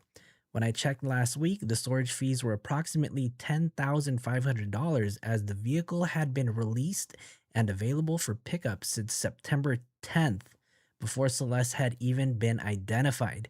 I hope just the thought of that vehicle haunts David and anyone else that knew Celeste was in the trunk for the rest of their lives. So you can see here, he shares a screenshot of when this car... Oh, let me just turn off my camera really quick and this comment really quick. You can see here that it shows the vehicle information, has the Texas license plate. It says the agency was held by LAPD, and it says the vehicle release fee and the pickup date. Pickup date is listed as today. So SF Investigates basically is telling us that that Tesla is now back in the hands of its owner. I really wonder why they decided to pick the car up, and today out of all days. Wow. The car was supposed to go up for auction. I really hope that they received everything from that Tesla. Wow, that's wild. Honor, how did he get authority to go on a high school premises unchaperoned with all of these teens? I mean, he doesn't. Does that not give me a window into him? What about it, Dr. Errett? Well, the thing that keeps striking me is that Celeste was probably not even old enough to be going to that high school, Nancy. She was like 13 and just turned 14 when she was living in... Okay, give me 1 second. I did get a request to read that again. So let me do that. David's Tesla, the vehicle in which Celeste Rivas Hernandez was found, was held by LAPD for only 48 hours to process evidence. After that, it was returned to the impound lot for David to retrieve, which he had not done until today. The Tesla was scheduled to go to auction tomorrow morning at 9 a.m., and I had planned to attend and inspect it. However, in the final hours before auction, David, or someone with the power of attorney acting on his behalf, picked it up. When I checked last week, the storage fees were approximately $10,500, as the vehicle had been released and available for pickup since September 10th, before Celeste had even been identified. I hope just the thought of that vehicle haunts David and anyone else that knew Celeste was in the trunk for the rest of their lives. Ah, that's crazy.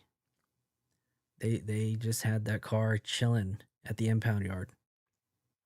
$10,000. Just damn. That was basically storage fee. That's insane. What are they gonna do with the car now? His house.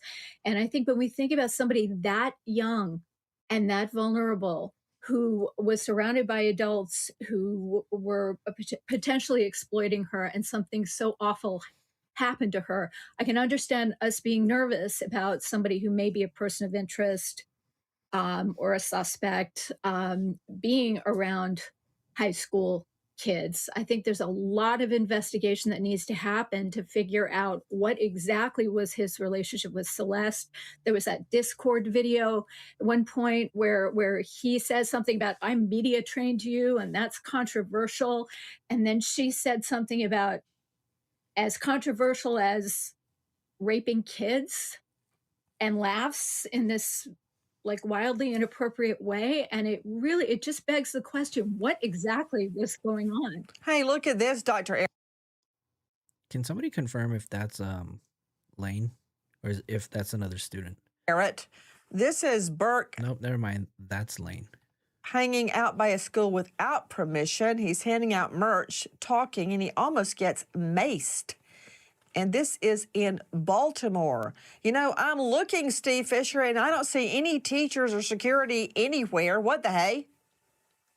Yeah, but what you do see, that's his manager behind him on the left who's co-signing this too, which is unbelievable that Morgan Rath is wrapped up in this too. Okay, Dave Mack, Crime Stories investigative reporter. Can you say similar transaction? To back up very quickly, the videos that show him outside the high schools, it was like some kind of a grassroots marketing thing that they planned and purposely avoided telling the schools or seeking permission or anything. I don't know what the police are actually waiting for. Right? Who can actually drive that car?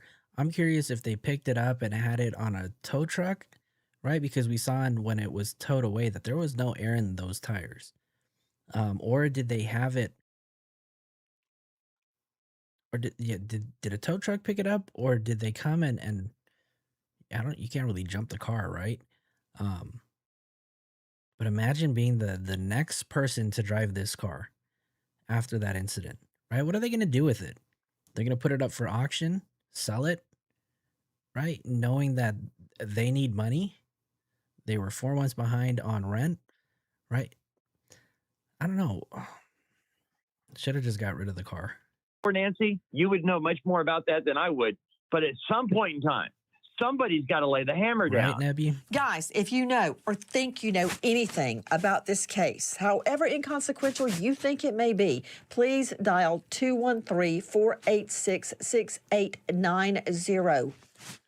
We remember an American hero, Officer Donald Sahota, Vancouver PD, shot in the line of duty, leaving behind a grieving wife and 2 children without dad. American hero, Officer Donald Sahota. Thank you to our guests, but especially to you for being with us. Nancy Grace signing off for tonight. But I'll see you tomorrow night. All right, that was Nancy Grace. And don't leave yet, okay? Because we're not done. We're about to show you some never before seen footage of our boy Neo. But first, I want to show you guys this video first, because this video, I want to remind you guys of David, right? And some of his behavior. Hold on. So you guys remember this video right here? Now, this is a video of David and Asia. They are basically watching, I don't know what they're watching, but to me, it looks like 10, 11-year-old girls, right? And you can just hear, just watch.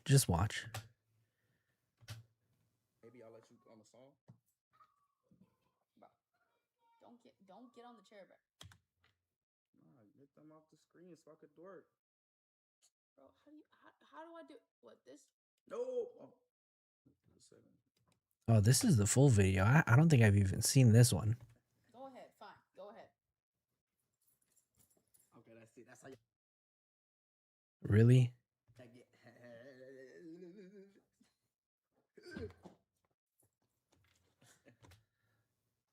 Asia's just sitting there tolerating it, right?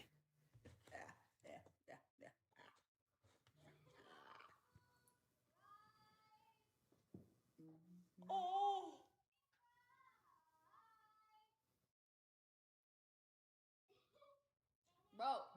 Bro, nothing is funny. How are we gonna? I haven't even seen the entire video.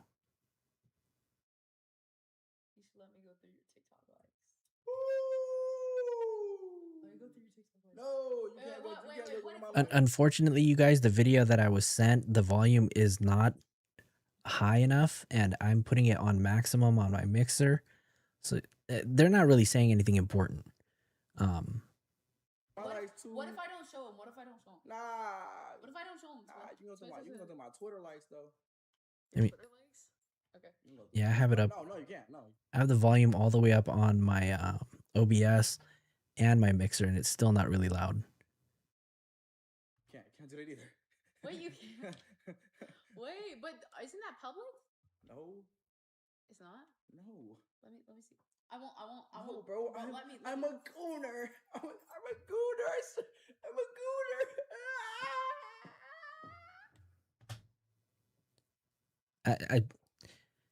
He's a gooner, you guys. That's basically all it was. And I tried to get it as high as I could. Unfortunately, the video itself doesn't have the highest quality of audio. But this is the gooner video, where David talks about him being a gooner. Let's see. No, bro. I'm a gooner. I'm a gooner. I'm a gooner. Still, yeah, absolutely, Bean Baby. Still very inappropriate gesture, right? And here we have Asia just tolerating it as they're watching a video of what looks to be like 2 10, 11, or 12-year-old girls. Title of the video says, "Random videos I watch at 2 a.m." Well, that's not important. But it appears that David is not the only person who is obsessed with gooning. So I want to draw your attention to this video that I found. Let me find it first, because I found some never before seen footage of our boy Neo the Asian, who seems to have the same obsession. Let me have you guys focus your attention to this video right over here.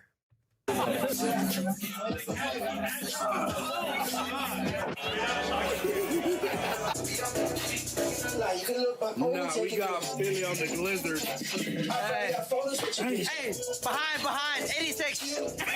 It's gonna start in a minute, you guys. Be patient. Cousin, you got a cousin? Yo, I got a cousin. Let me get a chopped cheese, cousin. Let me get a chopped cheese. Oh. Hey, corner. Yes, chef. Oh god, I'm gonna get copyright stricken. Hold on. Gooner. Camera, in the vlogs, baby. All right, so this is a video of Neo and the gang at the anime expo. Camera, in the vlogs, baby. Hey, what's up? Here, let me you can't put, there's no closed captioning on it. Sorry, y'all. No, unfortunately not. Camera, in the vlogs, baby. Hey, what's up, vlog? What's good? We're at Gooner Expo. Yo, oh my god. We gooning shit. Right, Dr. Eggman, You know what I'm saying? The shadow chain? I got the shadow chain, you know what I'm saying? I'm the smartest scientist in the world. I'm about to root this shit. Yo, fuck that blue bitch, bro. Fuck the hedgehog. And his little yellow friend, bro. Don't read too much into that. I'm Asian. You good? I don't know if I can put that in. Can I? You can. I'm Asian. You're good. All right, You're good. You're good. We're in Gooner Hall. Yo, the smell instantly changed. It was like a deafening smell of death. 18 plus. A deafening smell of death. All right, we're in Gooner Hall. Yo, the smell instantly changed. It was like a deafening smell of death. 18 plus. Where's Gooner Hall? There's 18 plus section down there. And that's I think that's Celeste right there. Celeste Herrera, not Celeste Rivas Hernandez. And this is David right here. Where's Gooner Hall? There's 18 plus section down there. exactly where Gooner Hall is. Okay, so Asia's very familiar with where Gooner Hall is. I know exactly where Gooner Hall is. She's the biggest gooner out of all of us. Gooner Hall with the boys. There's a line for Faku. No, there's a line for Faku. No way. There's a line for Faku. That's David. There's a line for Faku. No, there's a line for Faku. No way. There's a line for Faku. Right now, Neo, everybody said Neo's paying for everyone. Swap Izzo. He's buying spot for everyone. No, I'm not. Dicks are not on me. This is not on me. It's on me. It's on me. It's not him. For what? I guess I don't know. You mean I can dodge bullets? I'm saying you won't have to. Oh. Excellent. Extravagant. What? Like it's icy everywhere. What was that, bro? Yo, bro, what is chill, it? bro. How did you feel about Gooner Hall? Dude, it was honestly, I was scared. How did you How did you feel about Goon Hall? Oh, I'm King Goon now, baby. No, it was tight. Oh, we're He's King Goon. Wow. So that was a video. If you guys want to watch the whole entire video, I'll send you guys the link in the chat. If you guys want to clip it, put it on Reddit. If y'all are on Reddit, have at it. The link's right there in the chat. Also found another video of our boy Neo.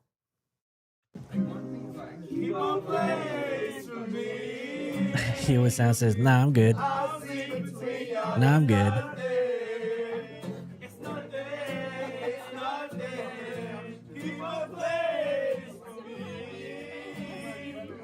Okay, come on now. All right, you guys, trigger warning. You're going to hear your favorite Neo the Asian at the karaoke bar singing, so brace yourselves. Baby walk, baby talk, do whatever you please. I can act like a star, I can beg on my knees. Come on, be my friend, let us do it again. You can touch, you can play. If you say, I'm always yours. You can touch, you can play. If you say, Oh, that's Neo, by the way, in case you don't know. This is Neo. It looks a little different, but this is Neo. I'm always yours. Okay, that was him. Trigger warning. Thanks, Jed. So yeah, those were two videos of Neo the Asian. Were they singing Barbie Girl? No, there is absolutely no way they can't sing Barbie Girl. And for those of you guys in the chat, y'all probably know why I'm saying this. Neo's not allowed to sing that song. Where's this tweet at? I think this is the one that I want to talk to you guys about. So let me read this really quick. So here's a tweet from SF that he posted a few days ago. It says, "What I'm most curious about in the Celeste Rivas Hernandez case is that David's reaction or explanation was, what I am most curious about in the Celeste Rivas Hernandez case is what David's reaction or explanation was when it was disclosed on September 8th that a body had been found in a car registered to him. The only people who would know that are those who were on tour with him at the time. I know Neo started the tour with him, but I do not believe that he was there for the entire duration. Rob likely was involved, but he may not have been on the road continuously or present at every show. Asia, however, I believe was with David the entire time on the road and at each show, and was with him the day the news broke. I believe that because Asia left her car at the rental house on the day they boarded the tour bus for the first show in San Francisco in July. Her car was not picked up until September 19th when her father retrieved it late that evening, as seen on surveillance. It would be extremely telling to know how those conversations unfolded after it became public that Celeste's body had been found. I'm sure there was shock. Not about the body itself, but because they already knew about that, in my opinion, but about the fact that the world was now, the world now knows what kind of people they are. Who can do this to a 14-year-old or even have knowledge of it and still live with themselves months later and not even a single offer of condolences to Celeste's family and friends from any of them? Nobody has ever been convicted of a crime but offering a condolence. And if people are offered immunity, it doesn't mean that they're not guilty. It means they got lucky. So to be clear, I'm sick and effing tired of each day that goes by that those responsible are not being behind bars. It's time to effing pay for what you or each of you did. So the reason why I'm bringing this up is because there's speculation about who may have moved that Tesla. Now, SF Investigates has not publicly mentioned it, and we really don't know who it was, but I have personally thought for the longest time that that person is Neo. And let me see if I can pull up the video, because I think I have some video.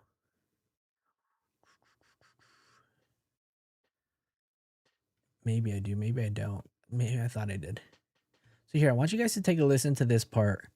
This is, again, one of the very first interviews that SF did with Jesse Weber. And he talks about a few things that, you know, we haven't really redigested. So I want you guys to take a listen to this. These big things, and I thought this was going to be a tragic overdose, which it very well still could be. And they made a bad decision because they didn't want to expose a potential relationship and put her in this Tesla. And then maybe he thought he could get somebody to get rid of that car, and they were just like, "No, I'm not doing it," and just got left there. But I will say this: there are some things that, and I'm talking physical evidence that was at that house that is. There could have been greater plans as far as getting rid of her, and it's scary, sadistic stuff, and that's why we're trying to learn more about that. I wish I could say more, but for obvious reasons I can't. But it doesn't have to do with how she died, but maybe how they were planning on ultimately getting rid of her, and how maybe that Tesla was just a holding spot at the time, and things just, you know, their timing was just off as far as getting this done. But there's a few things that were just like, will blow your mind. Has anyone from David's team, management, legal, anybody reached out to you or your client? You know, I know that my client. So here, I want you guys to listen to this part coming up right here. Client's been in touch with his manager, but only for the purpose of the lease, because they did ask to terminate the lease. And I believe the other manager that technically was the owner of the. So when he's referring to manager getting in contact with the homeowner, he's referring to Josh Marshall, and Josh Marshall is the manager that claims he didn't live with David. He lived in Florida with his wife and kid or daughter. Red Tesla. And the other manager, he's referring to Rob Morgenroth, who supposedly there's rumors that Rob Morgenroth also lived with David. Think was in touch with him just because they needed access to the house to get that vehicle and stuff out. Because that's another thing that they could be key in this, is that there's only one key to that house. And so SF Investigates states that there was only one key to the house. Maybe there was only one key that was returned to the homeowner, but he clearly states that there was one key that there was to the house. And who had that, and who had access to it, and who was in it. Because we also have evidence that while David was on tour at the time. So David was on tour from July, 29th to who knows when he actually returned. I know that it was probably, I think it was a Seattle concert that he did for the very last time before everything canceled after that. Time between the Tesla being found and the search warrant being served, David was on tour, but somebody was in that house. And so he said that, I don't know if you guys heard that. The Tesla being found. So he's basically, what he's saying right here is that between the time that the Tesla was impounded, which was on, or when her body was discovered, so that would make it September 8th, right?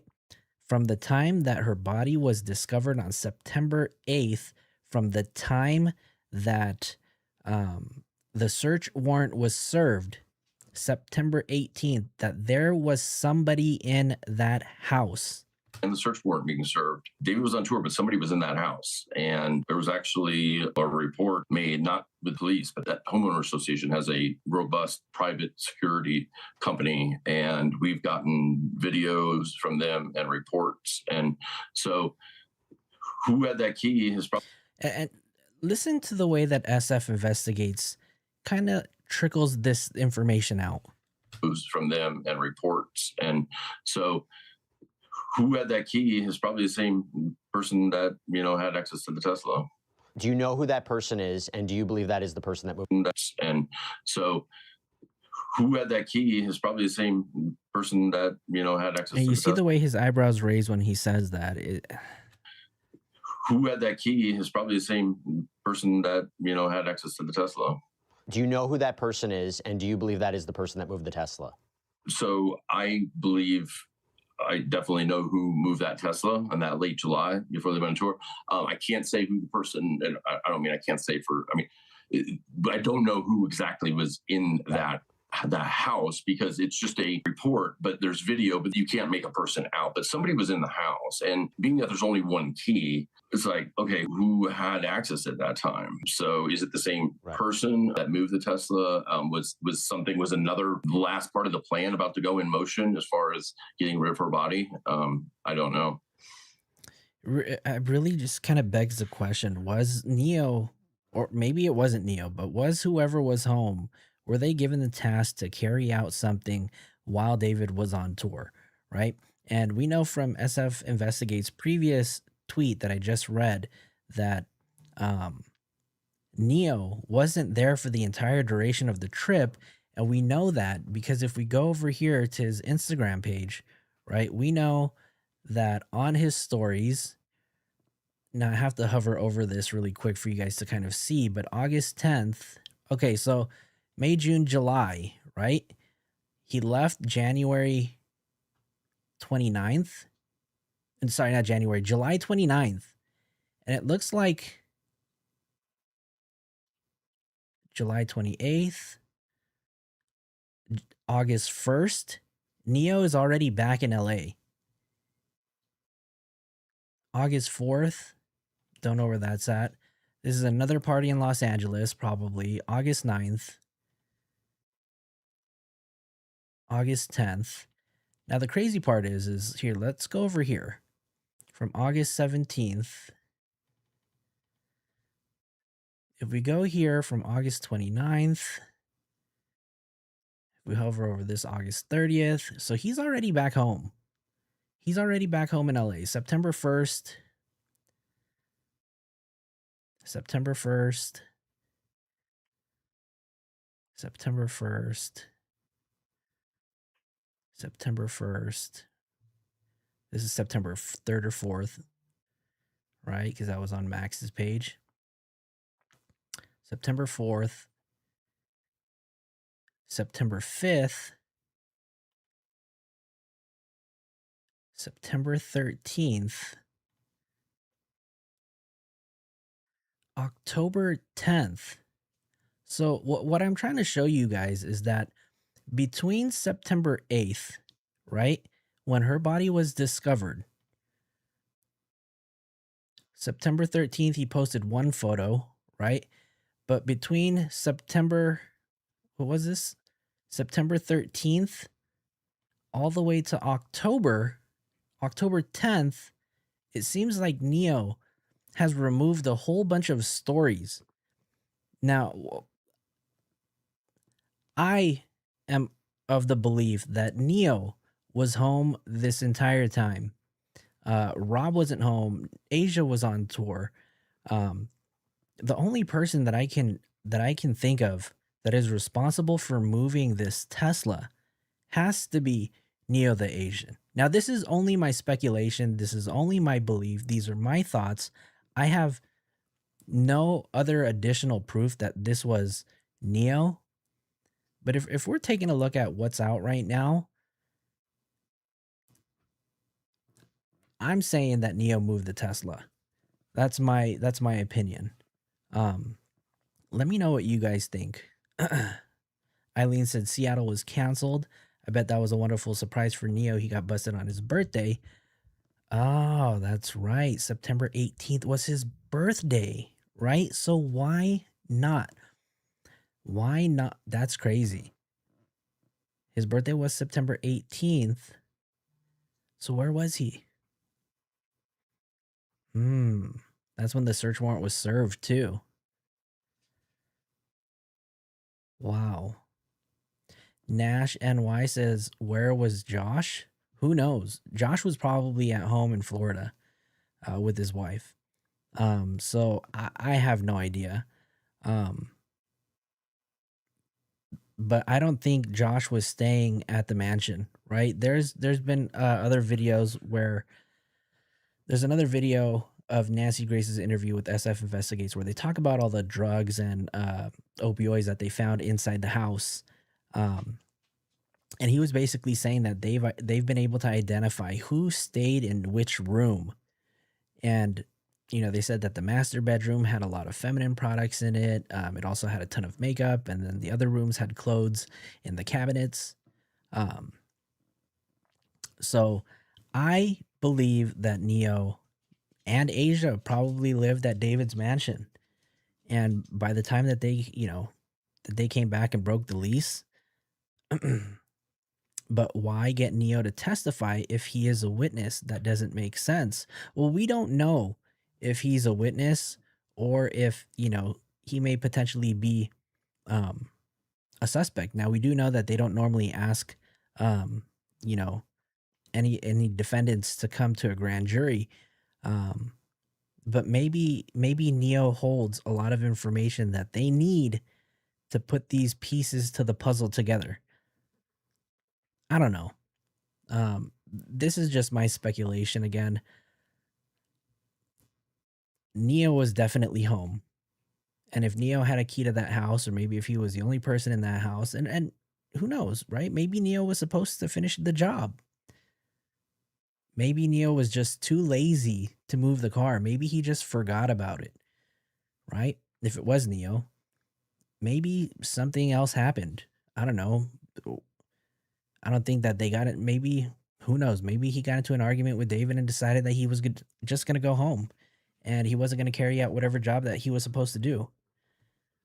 We don't know. We probably may not know for a really long time. And who knows? Maybe Neo has absolutely nothing to do with this. There's that possibility too, right? He could be 100% innocent. But again, they say that the person who was on this Santa Barbara trip with him is being looked at as a potential second suspect. So I don't know. Let's see. I swear there's someone we don't even know that is involved, Nash said. Exactly. Something's fishy. There's only proof he attended the July 30th concert that I'm aware of. And that's in the photo that we see him in the, let me see. In this photo right over here, right? Where is it at?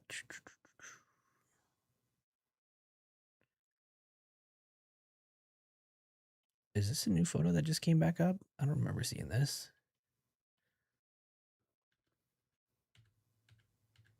Where's that photo at?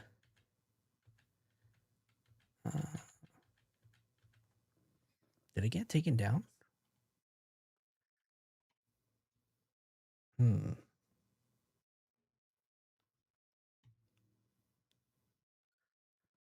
Stars. Did that photo get taken down where he did, or is it on his TikTok? I don't remember. Or is it on his actual Instagram? D4VDDD.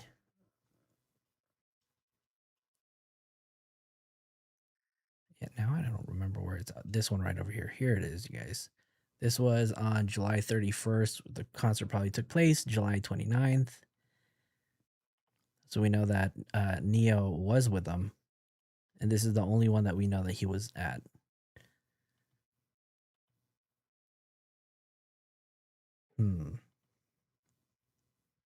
Oh, their Titanic pose. So I don't know, you guys. What do you guys think? That's gonna be it for today, you guys. I think we covered a ton. It's about 2 hours and 15 minutes. So again, Thank you guys for tuning in. Shout out to Ronan who gifted 5 memberships in the chat. And yeah, we have a pretty good crowd today. So 116. I do apologize that I haven't been able to read all of your chats with you guys, but I do appreciate all of you guys who have been staying super active in the chats. Who's still here? I know Davis Guilty is still here. Nebby's still here. Cat's here. Nash NY. Nash, are you new to the channel? The name doesn't look familiar in the chats. Who else is... Anybody here that's new in the chat? Because I want to make sure that I say hello to you guys, give you guys a shout out for hanging out. Rach, not that Rach, is in the house. Hi, I don't often catch it live due to the time in UK, but I'd like to thank whoever gifted me a membership. Very much appreciated. If you were gifted a membership today, that was probably from Ronan. Ronan was gifting earlier, so make sure you give Ronan a thanks. Who else do we have? Oh, Nash, you've been okay. All right, well, I do apologize for that. Thank you for tuning in. Thank you for being here. Patronus Glow 3421. Shout out to you, Liz Viega. You saw me on GOC. Well, shout out to Jay. Guilty of crime in the house. All right, shout out. Military My, I'm definitely gonna peep your email as soon as you send it. So I do appreciate that. It's your second live. Well, welcome. I do appreciate it. For all of you guys that are new, if you guys like the content, do me a favor, hit the like button. If you're not subscribed to the channel and you're just lurking in the background, consider becoming a member. For all of you guys, we do have very affordable memberships, and this is a good opportunity for you guys to, kind of get to know some of the people who are in the inner circle. We do talk about this. We talk about a lot of stuff. And we do some of our little members only lives on Discord too. So some of the stuff that you won't really get to see out here on the lives, we'll probably talk about it on the Discord or the members only. And if you are a member, we do members only lives, where we do kind of, I don't know, we started watching car chases, and a lot of y'all were feeling it. And there was one that just happened yesterday in the morning that was really good. So we're going to have to do that soon. Anyways, that's going to be it for today. Thank you guys so much for hanging out. We now have over 1,000 subs. So thank you guys for everyone who subscribed. But yeah, thank you guys. Thank you. We did hit 1,000 subscribers. So it's because of all of you guys that this is possible. That's pretty much it. Anything else? Did we forget to cover anything? I think that was pretty much it. Stars, you're falling asleep. I know you're all the way on the other side of the nation. Let's see. Anybody else? Tattooed artist, great live. Thank you so much. I appreciate you staying on. I know it's late where you're at. Anyways, thank you guys. I'll see you guys another day. Take care, you guys. Peace.